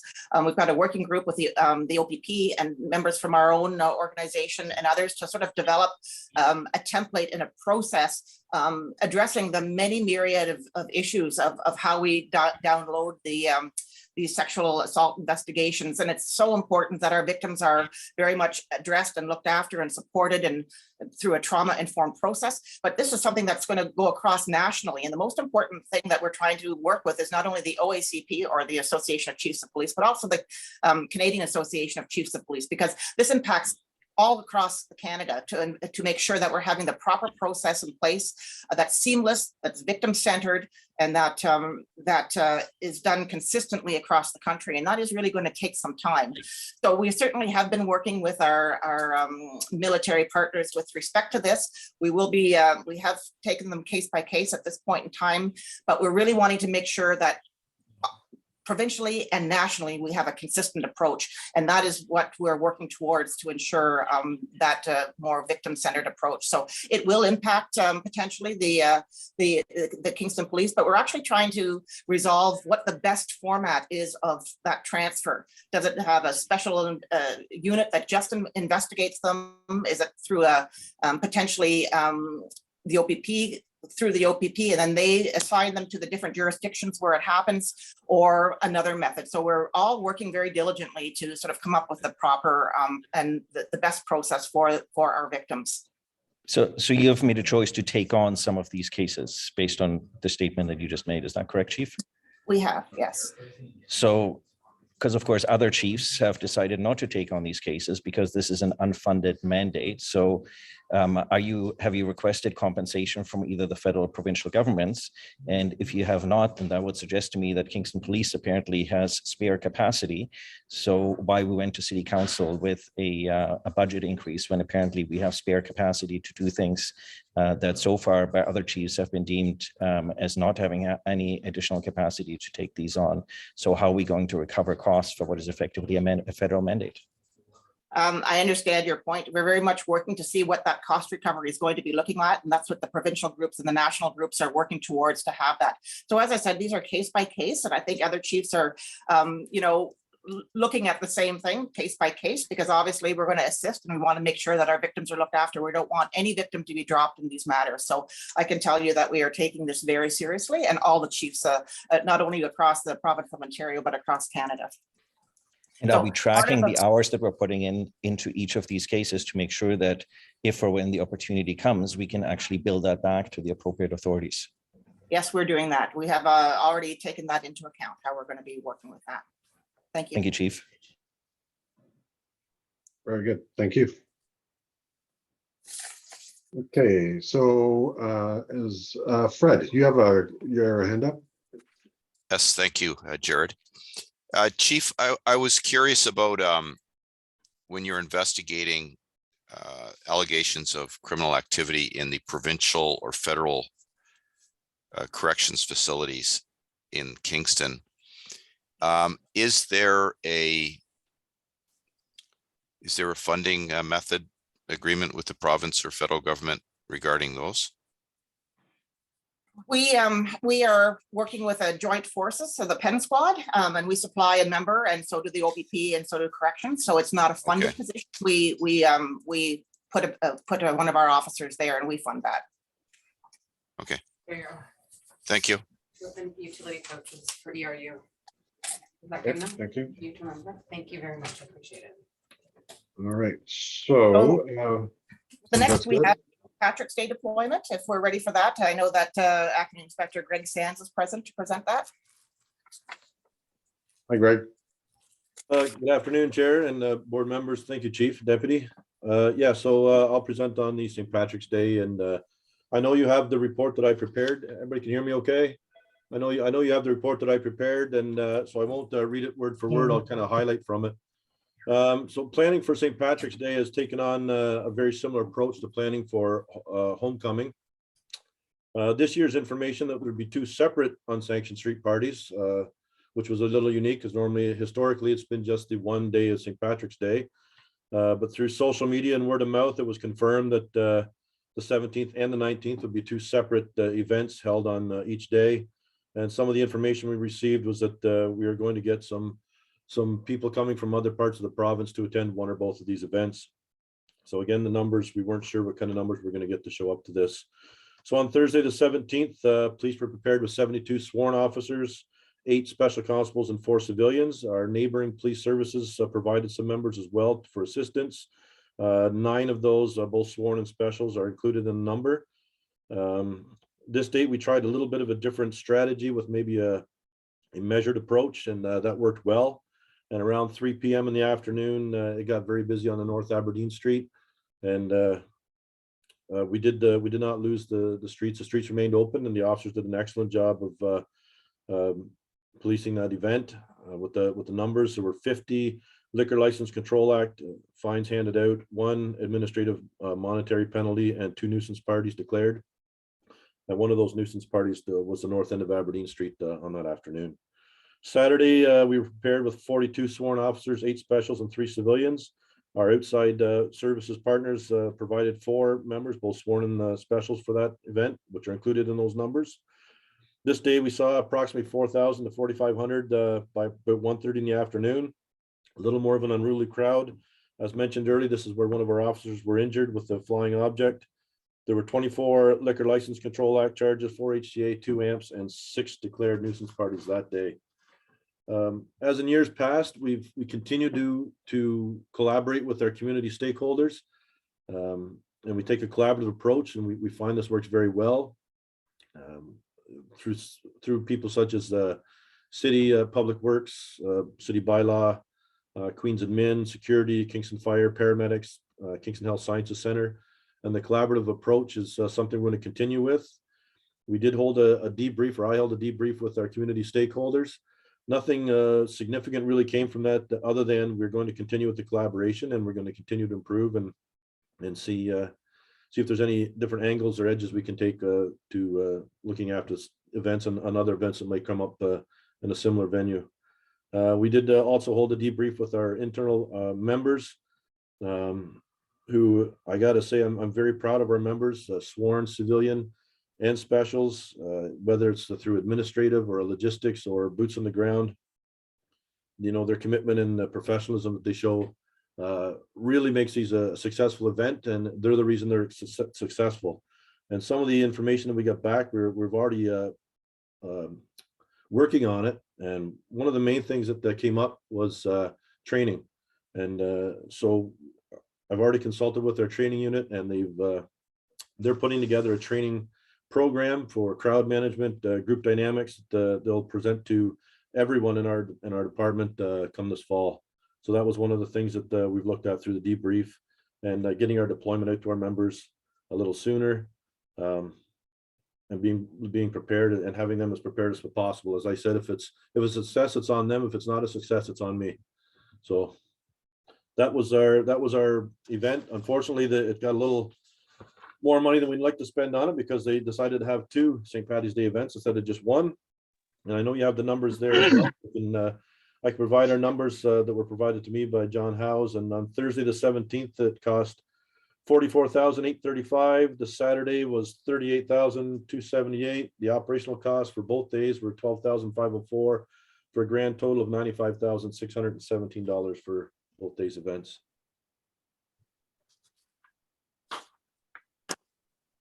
Sorry, any questions? Thank you, Greg. Jimmy, did you have a question?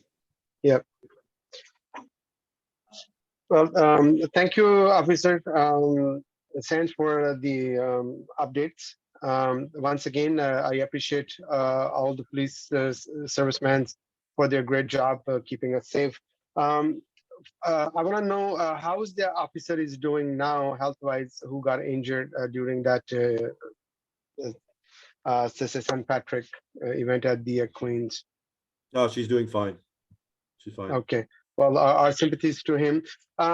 What we are hearing from the neighbors in that Vernon Street who has their property was damaged, and then what is their concern for the next year? Have you heard anything? We haven't heard about next year's yet. We're going to start actually very soon, probably next week. We'll be working on homecoming for this fall to try and get ahead of it a little bit again. Ideally, they would just stop having these unsanctioned illegal street parties, but unfortunately, we do have to deal with them. Yeah, of course. Yeah, but thank you very much. No, you're welcome.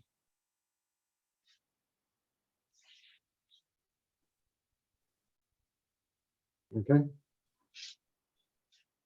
Thanks for putting that together, Inspector Sands. You're welcome. Thank you. Thank you. So I'm going to ask the chief if she'd like to do we're going to do a motion for the bios of the new officers and promotions. Can I have a first and a seconder? Bridget? Jeff? Thank you. All in favor? Good. Okay. If the chief could do the bios for the new officers and promotions. Go ahead. I'll have the deputy. He's prepared to present the experienced officers and so forth, the new hires that we're having. Thank you. Okay, so as you can see, the three new hires, I'll start with the appointment of Tyler Lechnois. Tyler Lechnois began his law enforcement career in 2017. He was hired by the RCMP then and assigned to Ridge Meadows in Maple Ridge, British Columbia, which is well known. It's a high action area for the RCMP on the west coast. During his 5 years as an RCMP constable, he's been recognized for his composure, judgment, hard work, and team building capabilities. He's a qualified breath tech and has been recognized as a watch expert on impaired driving law, a two-time Alexa team member, which commends excellent performance and leadership in removing impaired drivers from the road. His current supervisor considers his departure a personal loss to the RCMP. However, Tyler and his wife both have deep ties to Kingston, both of their families residing here. Tyler's a double major in English and history at Wilfrid Laurier University before obtaining his Master's of Public Admin from the Royal Military College of Canada. During both his undergraduate and master's programs, he was a member of the varsity volleyball team, and he balanced athletics and academics and his work commitments. We certainly look forward to Tyler joining us here and his wife, Tina, and their two daughters to Kingston and the Kingston Police Force. Our next appointment is Tyler Martin. Seems like we had a run on Tyler's. Tyler was born in Montreal and his family moved to New Brunswick where he grew up. Tyler's received his diploma in police foundations from the SIT Collegial, Ottawa, and has a background as a primary care paramedic. He's been working as a special constable with OC Transpo in Ottawa prior to being hired by the Kingston Police. As an OC Transpo special constable, he enforced all the laws aboard the OC Transpo properties and their vehicles. Prior to this job, he received extensive training from the RCMP in his role as a protective officer with the Parliament Protective Services. In 2021, he received the St. John Ambulance Life Saving Award, and he's received numerous certificates, including domestic violence risk assessment, leadership through team building, stop the bleed, bleeding control basics, applied suicide intervention, skills training, mental health first aid, Indigenous awareness, hate bias, crime investigations, rescue and advanced open water diver, and he's also a CrossFit trainer, to name but just a few. He's volunteered his time with the Ottawa Police Hoop Stars since 2019. He's a member of the Police Foundation's Advisory Board and the Boys and Girls Club in Ottawa. Tyler also speaks French and is a novice in Spanish. So we welcome Tyler and his wife Charlene to the Kingston Police family as well. And third is Ryan McMahon. Ryan's born and raised in Montreal and moved with his family to Belleville in 2010. Ryan graduated from Nicholson Catholic College in Belleville, Ontario, graduating with his secondary school diploma and an extended French certificate. He next attended Loyalist College in Belleville, where he made the Dean's List and obtained a Customs Border Services diploma in 2016. He then attended Concordia University in Montreal. He obtained a bachelor's degree with a major in political science and a minor in law and society in 2020. Currently, Ryan lives in Beaconsfield, Quebec, and since November 2021, he has worked for Traffic Tech, which is a third-party logistics company. Prior to that, he worked as a rental tool clerk at Home Depot in Pointe Claire, Quebec. He also continues to work as a soccer referee, which he's done since 2012. Most recently, since 2018, he's been with the Quebec Soccer Federation and the Lakeshore Soccer Club. And prior to that, he was with the Belleville Youth Soccer Club. Ryan has volunteered with Moisson Montreal, the largest food bank in Canada, since 2020, where he is responsible for organizing food orders for community groups and trains new volunteers. He's bilingual in French and English, and we welcome Ryan to the Kingston Police family as well. That would be your three new appointees. Very good. Thank you. And if we could now have a motion for the promotions. First, Jeff, thank you. Jimmy, all in favor? Very good. Go ahead. So between the deputy and myself, we'll split the bios here. So we'll begin with Staff Sergeant Lillian Murdoch to the rank of inspector. So Lillian joined the Kingston Police in August of 1995 and was promoted to the rank of sergeant in January of 2006, and then to staff sergeant in January of 2010. She has worked with a number of units, including uniform patrol, court services, corps, professional standards, and has been an incident commander. Lillian was awarded the Kingston Police Community Partnership Award in 2007 for her work as the Domestic Violence and Youth Justice Coordinator, which included policy development and training in domestic violence and the Youth Criminal Justice Act. Lillian has received a myriad of kudos from individuals and community agencies alike throughout her career.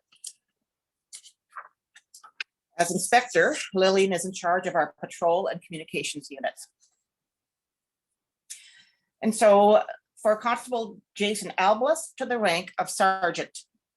So Jason joined the Kingston Police in April of 2002 after obtaining diplomas in business administration with an information systems certificate and police foundations from St. Lawrence College. During the past 20 years, he has worked in uniform patrol, the emergency response unit, and criminal investigations division. In 2019, he received a Chief's Commendation for his participation in a joint forces operation to dismantle a multi-million-dollar Ponzi scheme and in the successful investigation of a contract hit. Jason is currently a patrol sergeant assigned to B platoon. Constable Trevor Bethune to the rank of sergeant. Trevor joined the Kingston Police in March of 2002 after briefly starting his career with Peel Regional Police in 2001. He received the Ontario Medal for Police Bravery in 2007 for an incident in which he jumped into the Kingston Harbor to save a man in distress during an early October evening, where the water temperatures was estimated to be 15 degrees Celsius. He has worked within uniform patrol, criminal investigations, and the training unit. He now oversees the alternative response unit and is our peer support coordinator who looks after wellness within our organization. Constable Jason Cahill to the rank of sergeant. Jason joined the Kingston Police in December of 2000 after pursuing criminology, psychology, and sociology studies at the University of Ottawa and Queen's University and completing the Police Foundations program at St. Lawrence College. He has worked in both uniform patrol and criminal investigations and has taken on several additional tasks over the years, including being trained scenes of crime officer and an intoxilizer technician. He received a Chief's Commendation in 2007 for his initiative that led to the very successful execution of a drug warrant and the seizure of narcotics and proceeds of crime. Jason is currently a patrol sergeant and assigned to D platoon. Constable Kevin Kloss to the rank of sergeant.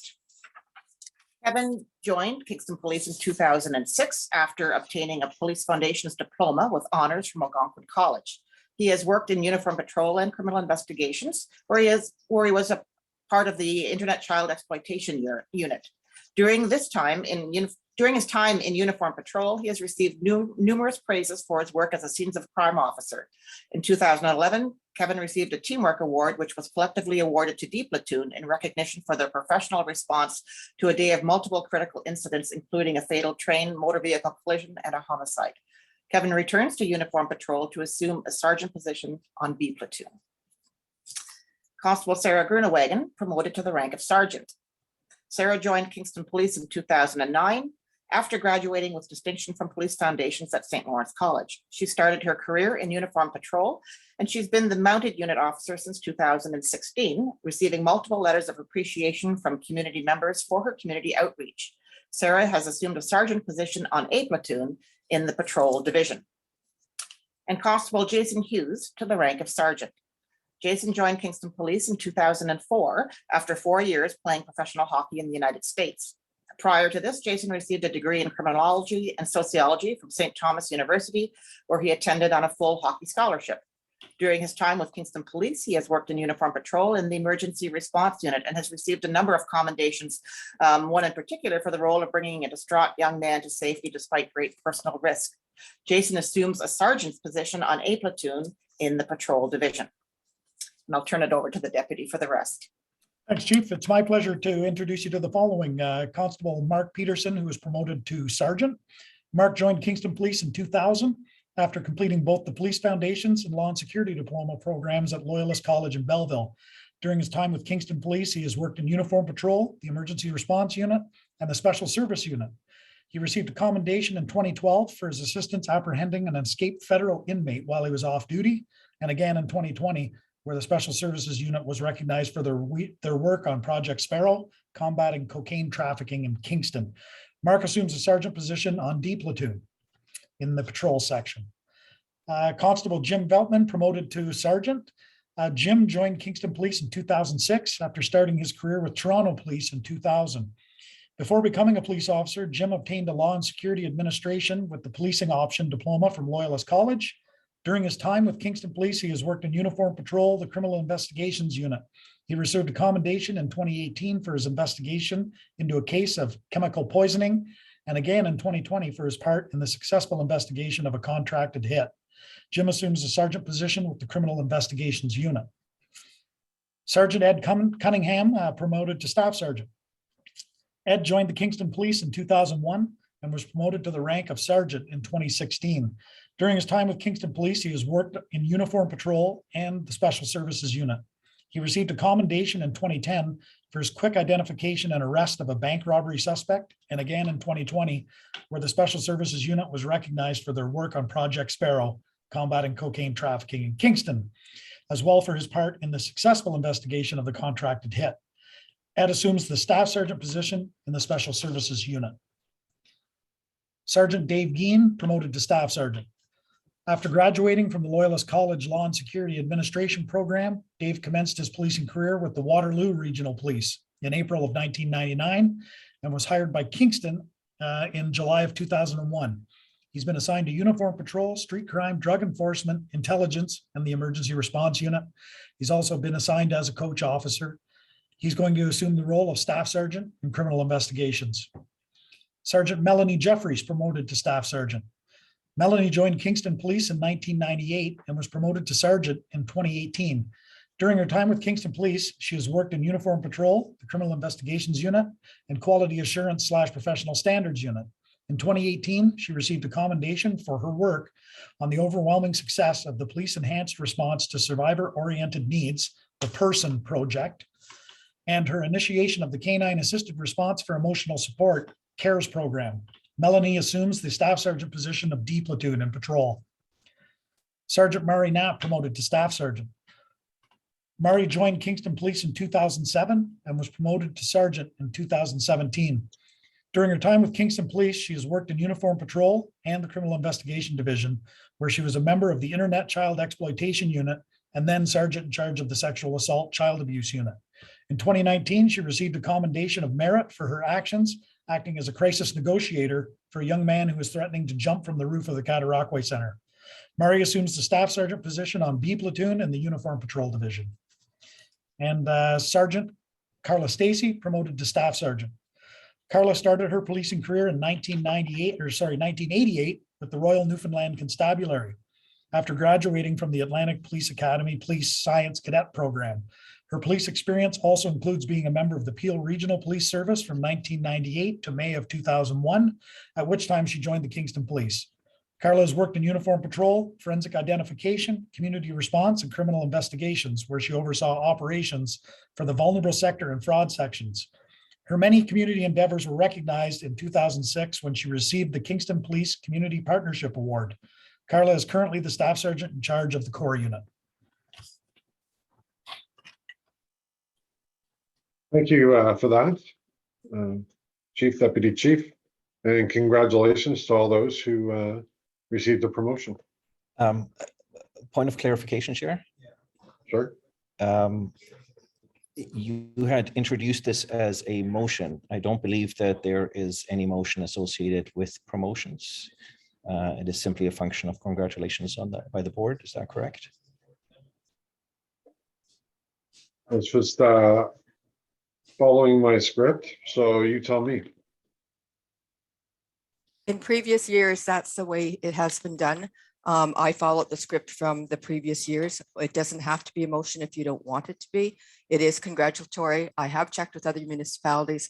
They have done it both ways. So I'm happy to issue congratulations, but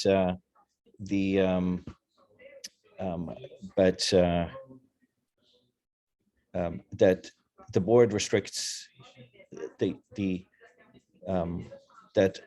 I would propose as a friendly amendment that this is strictly a congratulation on promotion and should not in any way be interpreted otherwise in terms of the board here. So this is just a formal congratulation on promotions. Okay, noted. Thank you. Thanks. Okay. Then the next motion is going to be that the Kingston Police Services Board ratify a motion passed by a poll of quorum of board members on April 6, 2022, pending the next regular meeting to endorse the transfer payment agreement effective as of April 1st, 2022, with the Attorney General regarding the renewal of the bail safety program as outlined in the ministry's letter of April 4th, 2022. If I could have a first and seconder. Thank you, Jimmy. Bridget, all in favor? And then the next motion would be that the Kingston Police Services Board endorse the transfer payment agreement for funding under the local priorities funding stream of 2022, 2023, 2024, and 2025 Community Safety and Policing CSP grant with the Solicitor General. First and a seconder, please. Thank you, Jeff. Christian, all in favor? Thank you. So that would conclude motions. We have a new business.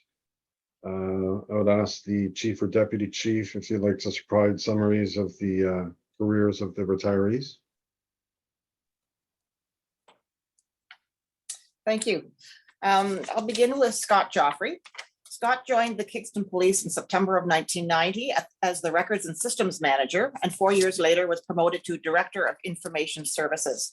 Over the course of his time with us, Scott has been instrumental in the implementation of several projects, including the move to in-vehicle computer stations and police cruisers, tendering and evaluating a new voice radio system, replacing the Kingston Police computer server, implementing countrywide enhanced 911, ensuring that the in-house computer systems met the rigorous security demands of the RCMP, overseeing the communications and technical needs of the new police headquarters in 2007. Scott should be particularly congratulated for his efforts in this latter endeavor, which was significant to say the least. He has continued to pursue technological enhancements for our police operations, such as securing the installation of 6-screen LCD video wall in the communications center that enables our communications operators visual monitoring of active calls for service, queued calls for service, and vehicle locations superimposed on either an orthographic map or an information or a regular road map. He was also recognized for his role in implementing the online Kingston Police information check system with eSolutions. Additional highlights of his career include implementing enhanced cybersecurity and a significant role in researching and being part of the RFP process for NG911 on behalf of the Kingston Police. Scott leads by example and is a compassionate, caring, and engaged supervisor, qualities that earned him the CORE Award presented in the 2005 annual award ceremony and the Civilian of the Year Award in 2011 annual award ceremony. We wish Scott all the best in the next phase of his life after over 31 years of service with the Kingston Police. Rob Woolsey. Rob started with the Kingston Police in April of 1990 as a communications operator, where his calm, caring, and professional handling of emergency situations were greatly appreciated by both the members of the public and the officers with whom he was in contact with. In 1996, Rob became the Records and Systems Manager, and subsequent to that also undertook the responsibilities of Freedom of Information Coordinator for the Kingston Police. With these roles, his workload was very heavy, with many competing demands vying for his time. Nevertheless, Rob can always be counted on to answer questions and provide assistance whenever and wherever he can, both internally and externally, exemplifying our core values in his interactions with citizens, outside agencies, and staff members alike. Over the years, he has also assisted the Director of Information Services with keeping information technology resources in good working order and keeping everyone happy in that respect, which is sometimes a daunting task. He's always professional and unflappable, has a great gentle wit, and generously shares his technical knowledge and expertise in a myriad of areas. This positive attitude was recognized with his receipt at the 2005 Kingston Police Corps Award. He was also recognized for his role in implementing the online Kingston Police information check system with eSolutions in 2016, along with 3 other colleagues. We wish Rob all the best in the next phase of his life as he enters retirement after 31 years of service with the Kingston Police. And Keith Hill. Keith commenced his policing career with the York Regional Police in April of 1988 after graduating from the Loyalist Collegiate Law and Security Administration program, where he made the Dean's List for significant academic achievements. He moved to the Gananoque Police Service in 1996 and joined the Kingston Police of May 1999 when the force expanded in response to the greatly enlarged policing jurisdiction for the city of Kingston. He has earned the reputation of being a hardworking, enthusiastic officer who uses his wealth of knowledge and experience to good effect, and Crown prosecutors have commented on the quality of preparation of Crown briefs. He was transferred to Street Crime Unit from the Patrol Division in 2004 and quickly assumed the duties of sergeant in charge of an enhanced drug unit. He was promoted to sergeant in February of 2006 and to staff sergeant in October of 2010. His assignments have included a broad spectrum of duties in uniform patrol and the Special Services Unit, including oversight of the greatly expanded drug enforcement operations initiated in 2010. In 2007, he received a Chief's Commendation in recognition of his commendable actions in the professional and effective team response to a high-risk domestic incident. Under his guidance since January 2017, our Special Services Unit continues to amass impressive successes in investigations related to drug enforcement, street crime, and intelligence operations. In 2018, he received his first part of the Police Exemplary Service Medal in recognition of 30 years of loyal and exemplary service to the public safety in Canada. And in 2019-2020, he received a Kingston Police Commendation of Merit in recognition for his part in the Special Services Team Unit, responsible for the highly successful Project Sparrow investigation, an initiative to combat cocaine trafficking in Kingston that resulted in significant seizures of cash, drugs, firearms, and prohibited weapons. We wish Keith all the best in the next phase of his life as he enters retirement after 34 years of policing service. Thank you. Thank you for that. And a great day for a lot of these people being able to retire. Oh, nice. Next is going to be the policy on the use of board resources during an election period for the upcoming election. Just wanted to remind you, the link is in your, you'll be able to visit the link on the website, and that's in the packages that's been given to you. So just recognize it, and thank you for those who are running and wanting to help in the election. Future board meetings. I wanted to ask if the members, if they wish to continue doing electronic or Zoom meetings. Oh, sorry, you have a question, Bridget? Go ahead. No, I was just anticipating your question, but it might not be what I'm thinking you're going to ask. So sorry. Oh, okay. Jumping the gun. I guess it's fine. We're gonna. Do you want to commence in-person meetings starting in May if we're able to, depending on the IT department, or would a hybrid, or do you want to keep it electronic? I guess is the question from the board. Jeff, would you like to comment? I would like the hybrid model. I'd like to appear in person, and unless somebody's sick, I would encourage them to stay home and do it virtually. But I think we should probably be doing this in person as soon as possible. Thank you for that. Any other? I second the hybrid option as laid out by Jared. So would you? That'll be starting the May 19th meeting. So I would take it that the hybrid model is of choice. Can I have a motion on that? All in favor? Good. That was Jeff and Bridget. That was the first one and seconded. Very good. And then Bridget, if you could. Thanks. I just want to say that I found the, so I thought you were going to ask about starting our meetings with presentations, because I found the traffic presentation very helpful. I'm sure the public found it very helpful today too. And I wonder if we could actually get a presentation on the ICH, the integrated care hub. We just received funding for the next 2 years. And I wonder if we could hear a little bit about the relationship and the communication between the police and ICH staff and the clients there, as well as the neighbors, the residents that and businesses that are around the ICH. Thank you. I'll have something prepared for the next board meeting. Thank you. That's really interesting and helpful. Thank you. Thank you, Chief. Thank you, Bridget.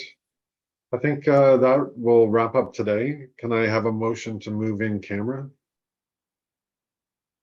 Jimmy, Bridget, all in favor? Very good. Just looking at the time, maybe we could just have a 10-minute stretch, 10 minutes to, so we'll see you in camera, say around 2:20. Thank you.